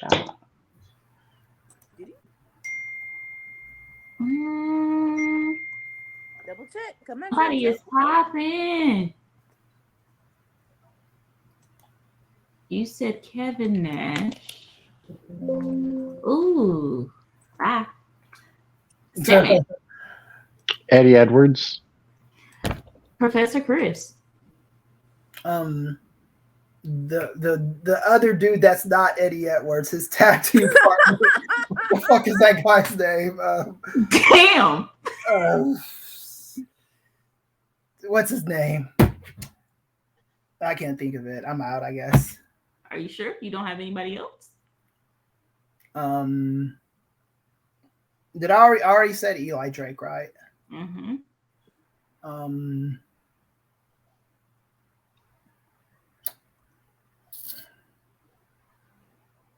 Yeah, I think I might have lost this one. Anika? RVD. Let me double check. I believe so, but let me. Oh yeah, that's right.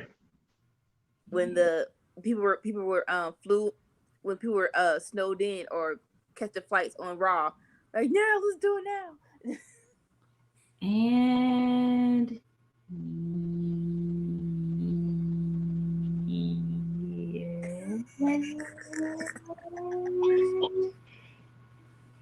yes, they have his whole fucking name. They don't have RVD.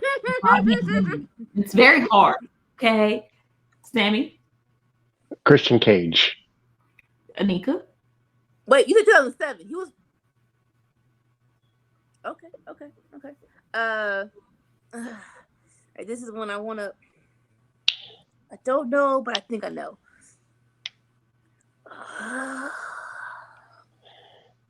Any, mini, money, mo. Oh, that's not LA Knight. Sorry. Okay, screw it. James Storm. Yes. Sammy. Kenny Omega. Anika.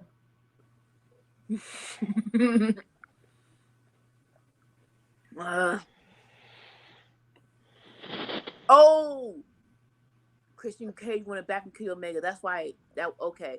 I was thinking earlier on. That's what happened. Jonathan Gresham?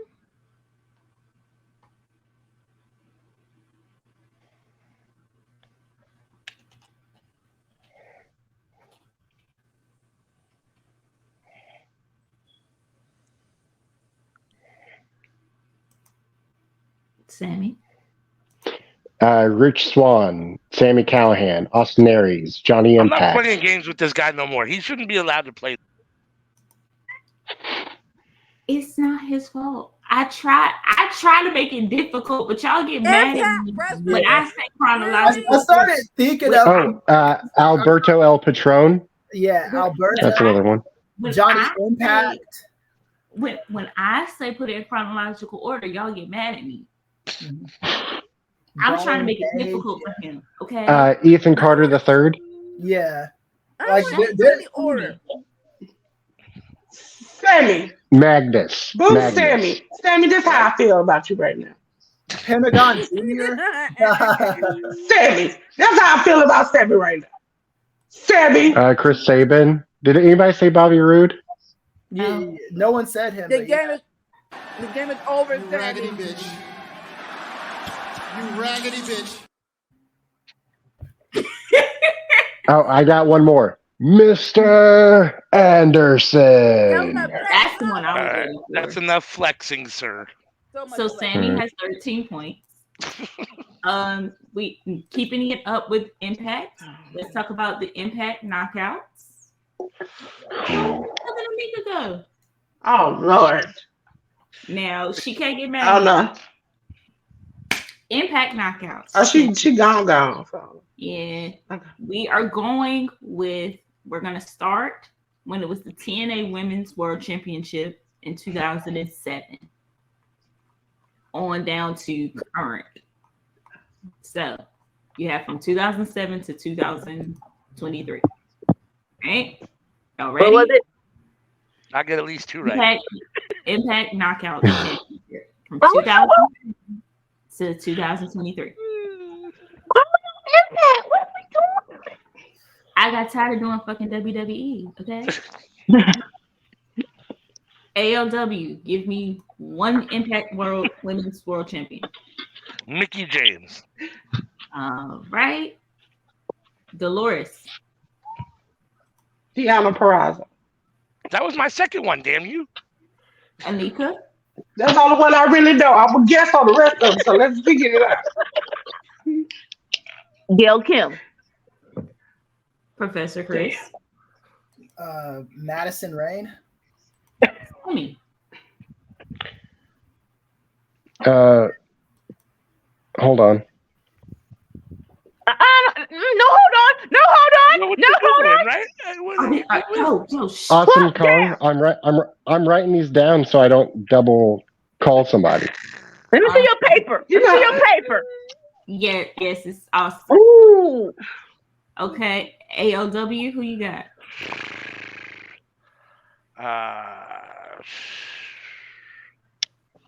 Oh Jesus, I don't know.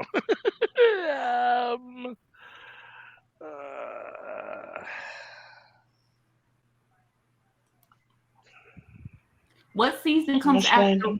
What season comes after fall?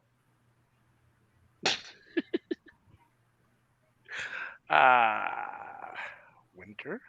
Perfect, Dolores. Oh, damn. That's messed up. Right? Because the jacked up name is stuck on the inside of here. I have it's jacked up. It's jacked up. She won the men's title. I think she won the. You a bunny? Anika. Angelina Love. Professor Angelina. Kris. ODB. She is. I miss her. Sammy. Taylor Wilde. And who? Taylor Wilde. She's like the youngest one, and she has like kind of a deep raspy voice. She the tag team. She was in a dog collar match. Sure. Okay. ALW. Velvet Sky.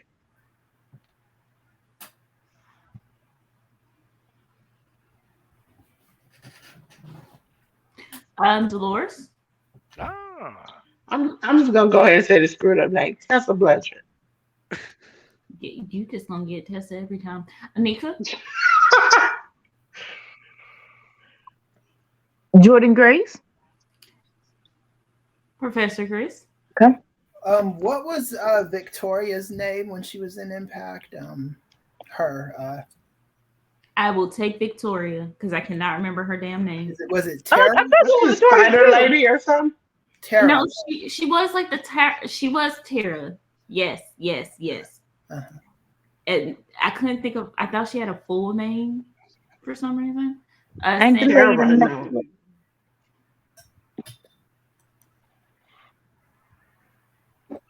Sammy's turn, right? Yes, Sammy Sandra. Havoc. Damn, thought I finally did it. ALW. Taya Valkyrie. Dolores. Oh. Jordan Grace. Yeah. Sammy, do you have that written down already? Yep, it's already written down. Okay, I thought so. Bye, Dolores. Anika. Rosemary? Yeah. Okay. All right. Chris? Did we say Velvet Sky yet? Yeah, Yes. Okay. Sienna. Perfect. Sammy. What was that last name? Sienna. Yeah. I don't remember her. Taryn Terrell. Because you know Taryn Terrell. Sienna. I got, you know what? ALW. I got one, I think. Miss don't have- Jackie? You said who? Miss Jackie, the lady that was with James Storm? In the Impact era. Yeah. I know who Right, you're she wore a talking cowboy about. The hat, name's not right, but I know who you're talking Okay, about. Maybe that's Yeah, absolutely- Miss Jackie, the black woman. right. Right. She wore, what did she DNA with the cowboy hat and Yeah. with James Storm and Robert Green? Yeah, but she didn't win. So, Yeah. Anika. All Hey, right, that's the furthest she's ever gotten. My personal life is to go is not to come after ALW. No offense. What's the black girl's name that just wants Steel something Steel? Come on, I will take it. It's Tasha Steeles. the Steels. Okay, Professor Chris. Maria Kanellis. dang it! That is the one I did not think y'all were gonna get. Sammy. She was in the back of my brain though. So the name that I thought ALW was trying to say, who was the champion, was Miss Tessmacher. Yes. Okay. Anika. We're getting down to the nitty gritty, by the way. Right? This is harder because it's really been a few of them. Yeah, like won like 5 times. Okay, I'm gonna. All right, you know what? I'm top 3. Is it Mia Yim?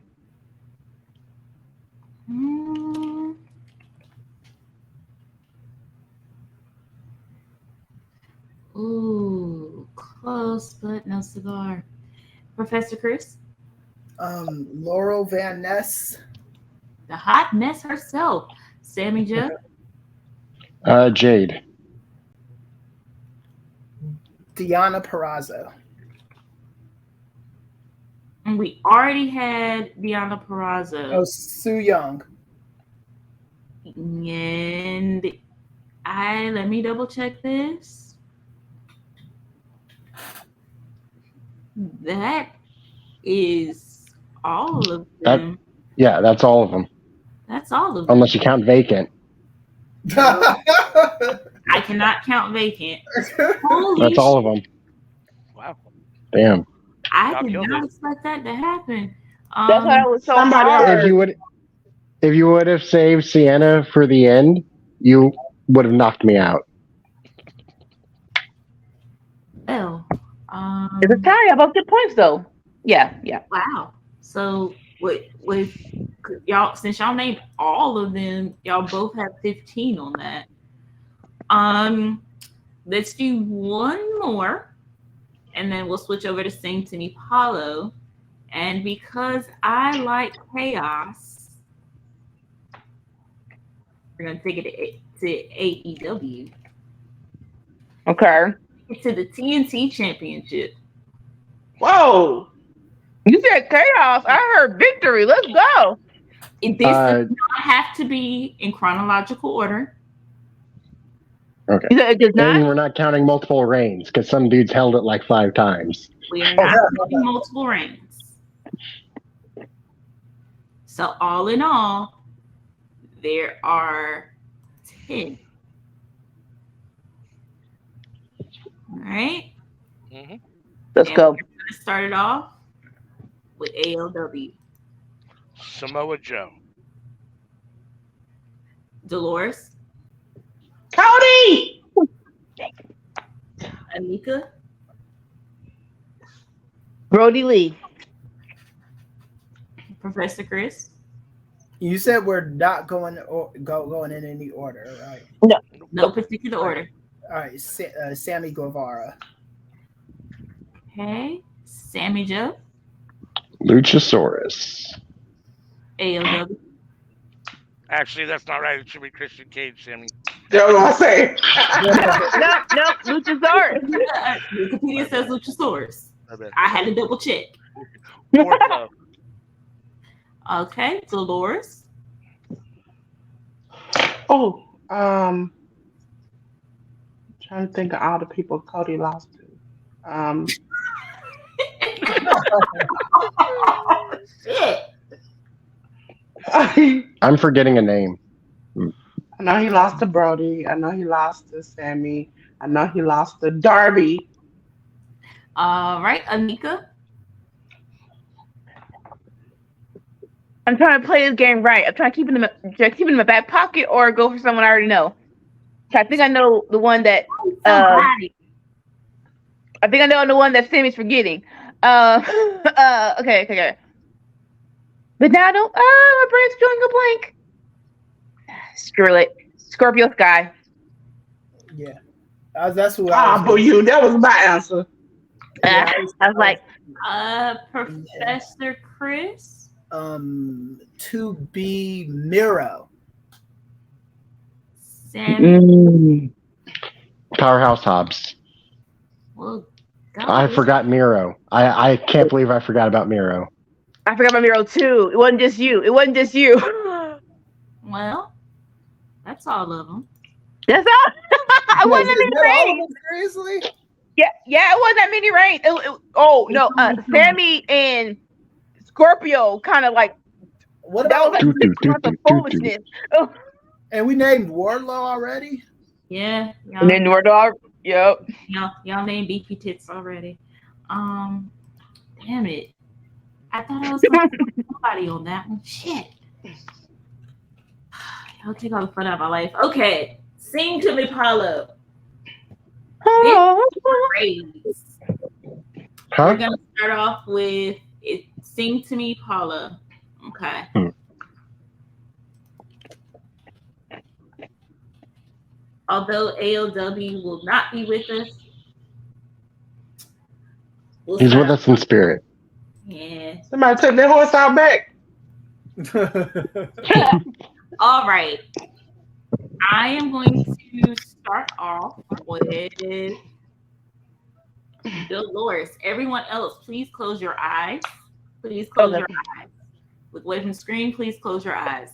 Dolores, you will be acting this song out for this superstar. You see it? Oh, this is great. This is great. All right. Tap my microphone. Give me thumbs up when Thank you're you for ready. giving me my husband. Hey, see, look at me, I'm being nice. You ready though? You ready to act it out?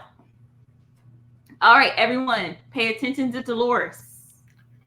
She's gonna act it out. You are going to guess either the song or the person that the song is for.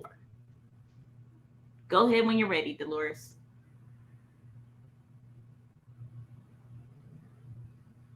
Shane McMahon.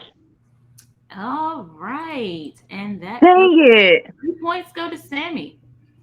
All right. That's Sammy. my husband until he jumped and broke his knee. All right, everybody look That's away from that WrestleMania. Money. There was only 3 options. If it wasn't that, my next guess was going to be Crime Time. Money? Yeah. Yeah. Yeah. All right. Dolores, Anika, Professor Kris, please look away. Mm. Sammy, you are acting out this song for this person. Do you need to see it again? I saw it. I'm just. Oh. We're gonna give Sammy a minute here. Can we look? You guys can look back. Okay. You guys can look back. We're gonna give Sammy a moment. Sammy, You don't don't have to be tell us. literal with the actual thing. All right. I'm ready. You ready? And Yes, this is. take your guesses. Uh. I love this game. Anika? Anika, go ahead. Tyler Breeze? Oh, that's so cute. But no.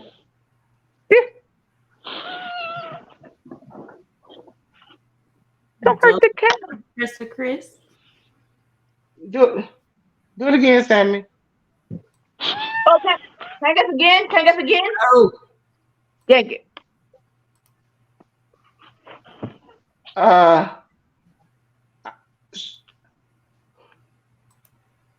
I'm thinking of 2 weird ass people.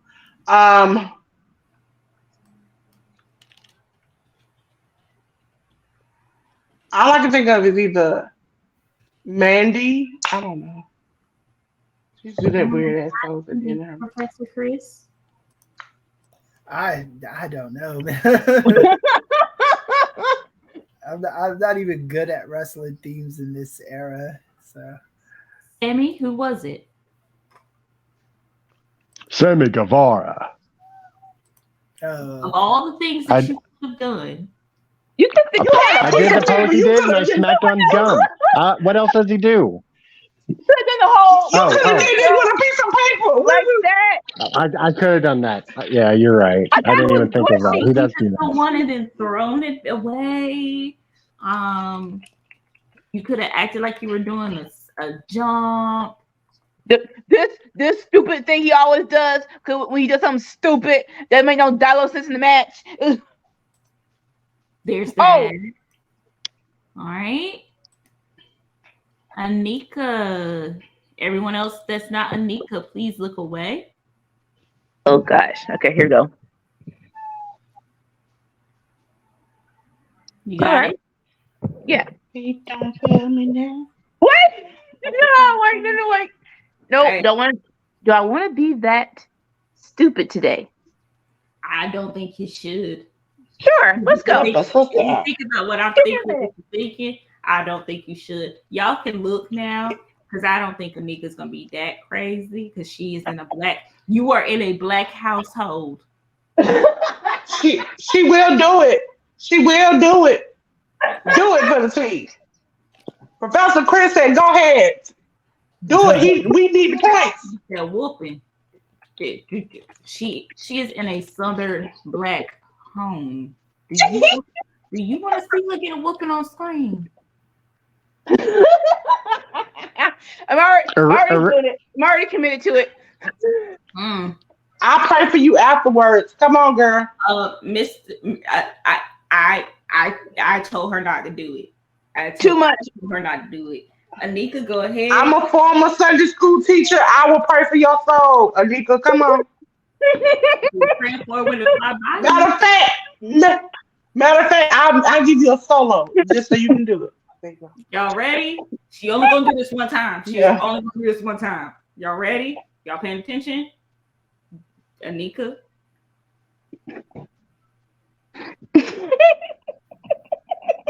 She's gonna get a behind this.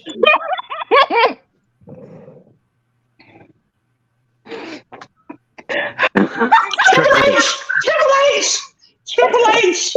I knew that as soon as I saw it. I heard Triple H. Spit all on yourself. You spit all on yourself.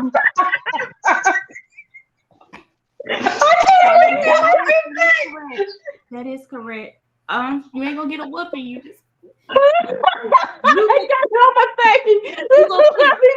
you gonna clean yourself up. Everybody else, look away. Professor Kris, you ready for yours? Yeah, sure. Yours is gonna be simple. Oh, I have no clue what these guys do. Oh, Jesus. Okay. I think I could do something with You it. can just do the Yeah. extra with it. All right. Can we look? You can look now. Professor Kris, whenever you're ready, you can go ahead and do it. Okay. All right, wait. Okay, I'm ready. Here you go. Go for it. He is. Alpha Academy? Yeah. Oh yes. And the shush. What? Dad, go on it. I told y'all I'm being nice tonight, right? See, I could give y'all some hard ones. Now they do get harder, by the way. This Jesus next Christ. round is worth a little bit more. And we're gonna start off with Sammy. Everyone who's not Sammy, look away.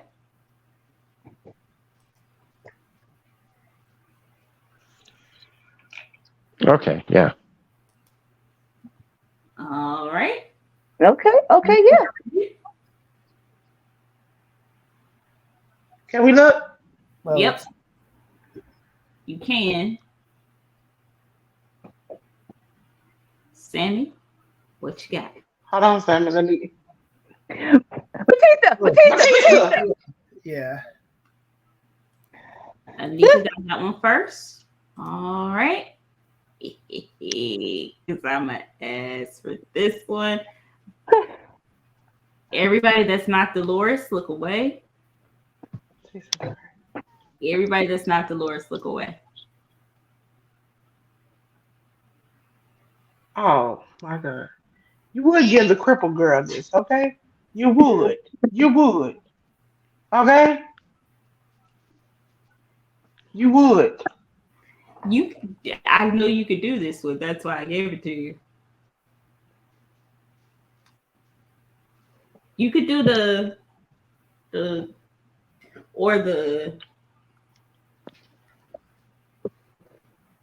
I walk for miles inside this pit of danger. Are we gonna get in Are we trouble good? for that? Y'all can look now. Okay. Dolores, when you're ready. All right. All right, go ahead.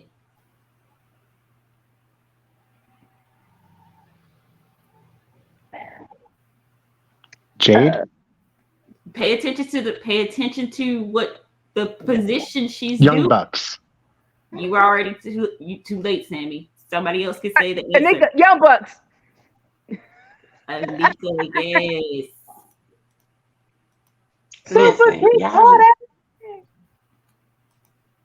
I tried to do the fireworks and everything. I just tried to. We only get one guess? You only get one guess. It's always been one guess. Oh, okay. Anika. Everyone who's not Anika, look away. Everybody that's not Anika, look away. I had to. You are too. I gave you a slam dunk last one. Give me the what?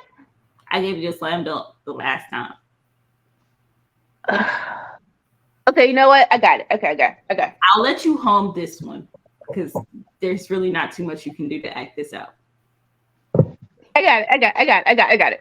All right, you guys can look whenever you're ready. I'm ready. Go ahead.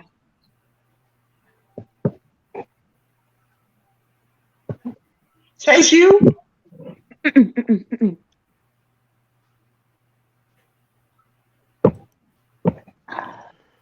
I don't know. I'm split between two. It comes. I'm going to go with Matt Seidel. Oh, no. Professor Kris, it comes from NXT. up to the main roster? You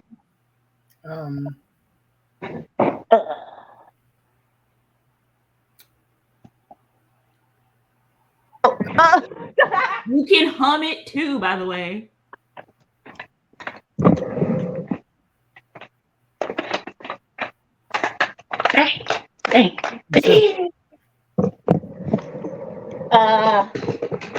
That's on it. Okay.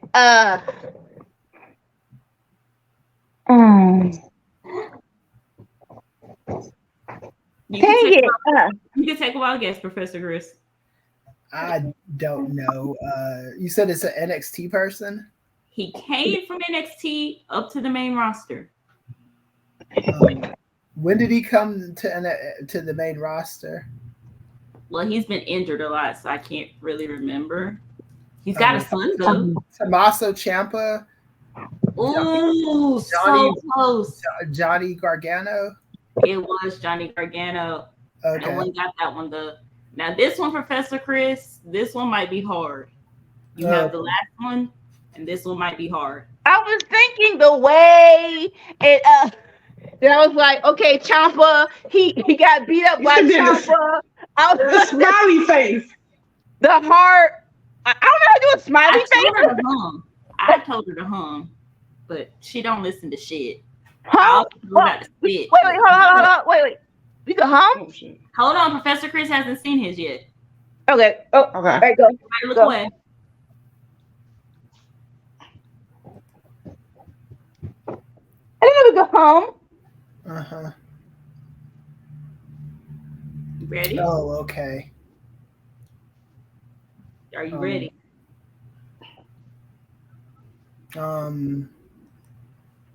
Or you could do his indie one. I don't even remember his Let me see. Oh my god, how do you? I am hurt. Can we look? You can look now. Professor Kris is looking up some lyrics. You can also hum. Yeah, that was right. Like you putting on the. Okay. You got options. Okay.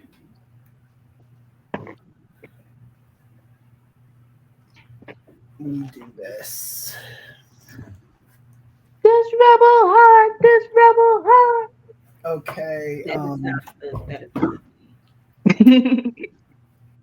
So who's? Oh, y'all, come on. Who's? Swerve. Okay. Thank you. All right. Explain, please. I don't know. Who's The song is Swerve. and then the song start. But hold on, you don't remember? Can't nobody. Ain't nobody. Oh yeah, I do Ain't remember that. nobody. Yeah, That's it was a different. long time ago, but I do remember that. Yeah, he used to come out to the. Yeah, I remember that. He just stopped using it in the indies recently. Mm-hmm. I used to. That was real cerebral. Mm-hmm.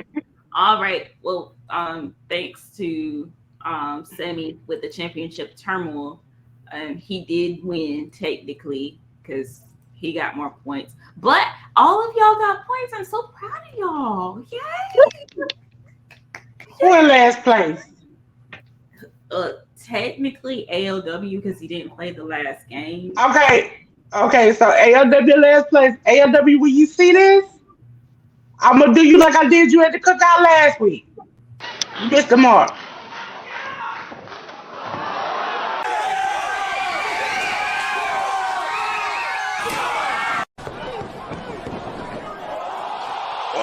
Wow.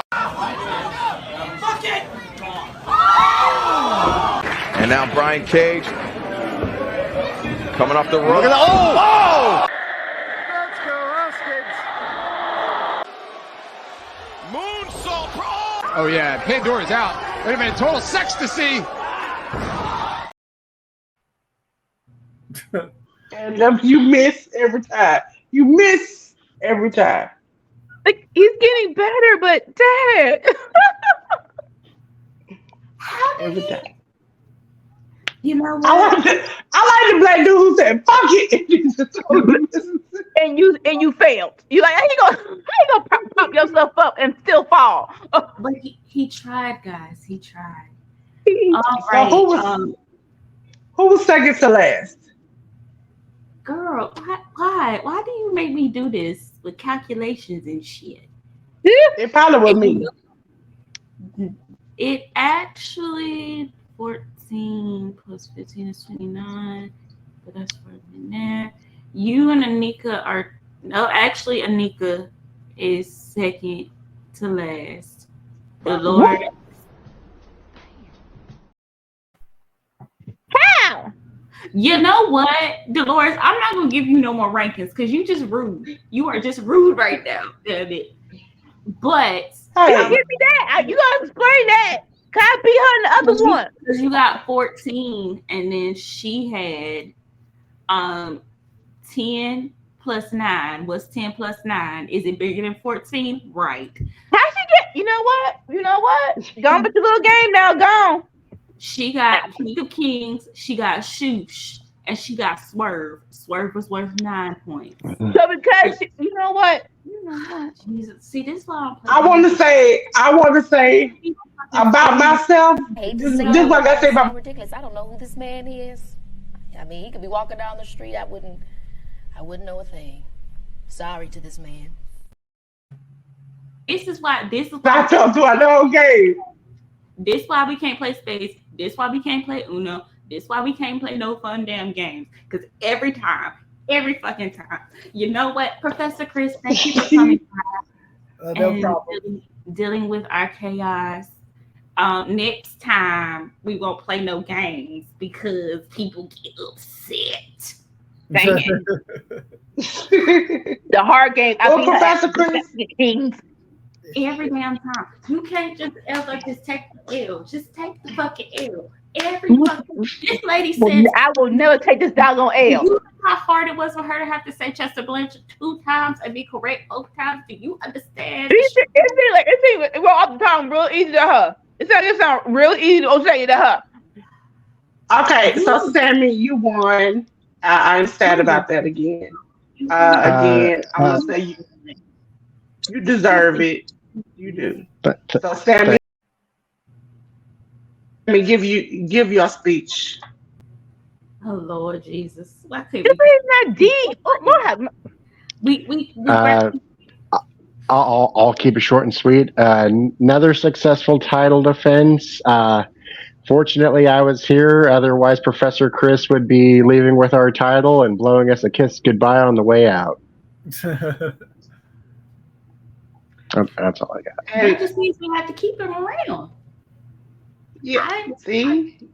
We need Professor Kris in our life. But Professor Kris, before we get out of here, as we call it, we need to do some cleaning. But we want you to promote all your stuff. You have a little flyer. Professor Kris. Yeah. So promote your stuff. Yeah. So you can follow me on Twitter. Like the screen name is on there. KMEZ does it.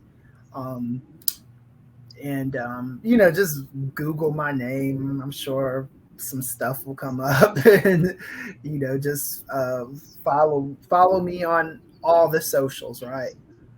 And then and WrestleNomics.com.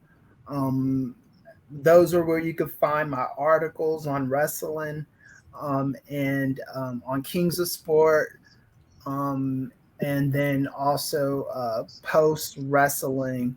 We do our show once a month. So, and I think the next live show we're doing is going to be on July the 23rd. So, that's pretty much it. Well, thank you again. I know it's like this random girl when I showed up in your DM was like, "Hey, can you come on? I showed you, please." I was just like, please, can you come on that show? I was like, at first I was like, maybe when you said yeah, I was like, I hope I ain't getting catfish. Jesus, please. I thought it was my Instagram is the one social media that I keep private, So I don't really ever expect anybody to find me on Instagram. So I thought that was cool. It was like, okay. I was like, because when I was talking, I was like, well, Professor Kris is on my Instagram. I could just try. And so I was like, let me try it. And when you were so cool about it, I was like, oh, thank you, Jesus. Because, like, I really appreciate your work and all the things that you all do at the NWA podcast. So hopefully you all can come over and play against us as a team. I know Andrew might stomp me into the mud, but I'll try. I'll go down swinging. But I will really appreciate it. Again, here's Professor Chris's social, and you can find him on the NWA podcast on YouTube Post Wrestling. Let's take this little banner down so everybody can see. There we go. On Post Wrestling.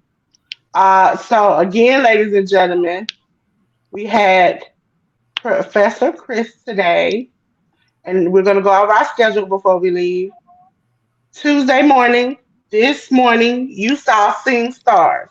You saw us with J News talking about the G1.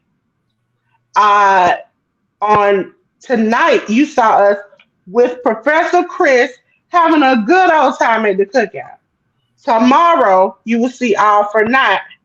And Friday is Friday Night Fights, where we watch SmackDown and Rampage.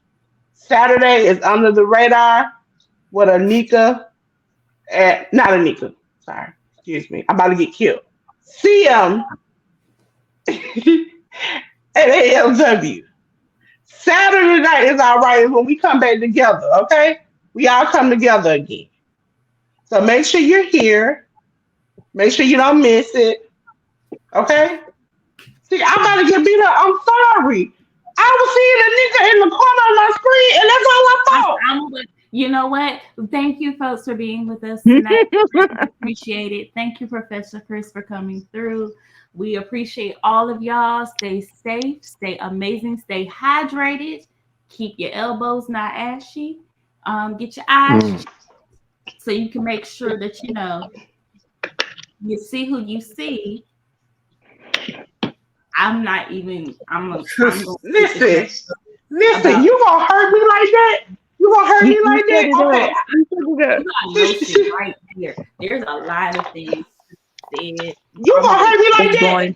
That's all right. I see you now. Okay, I see you now. Okay, thank you.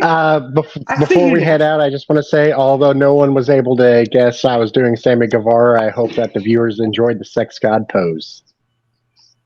Or Spanish god. My bad. Spanish god. Sammy, I think we picked up at least 2 viewers off of that. 2 viewers. That's why I gave you a solo. 2 Good viewers. night, y'all. We'll see y'all next time. So next time. Peace. Bye.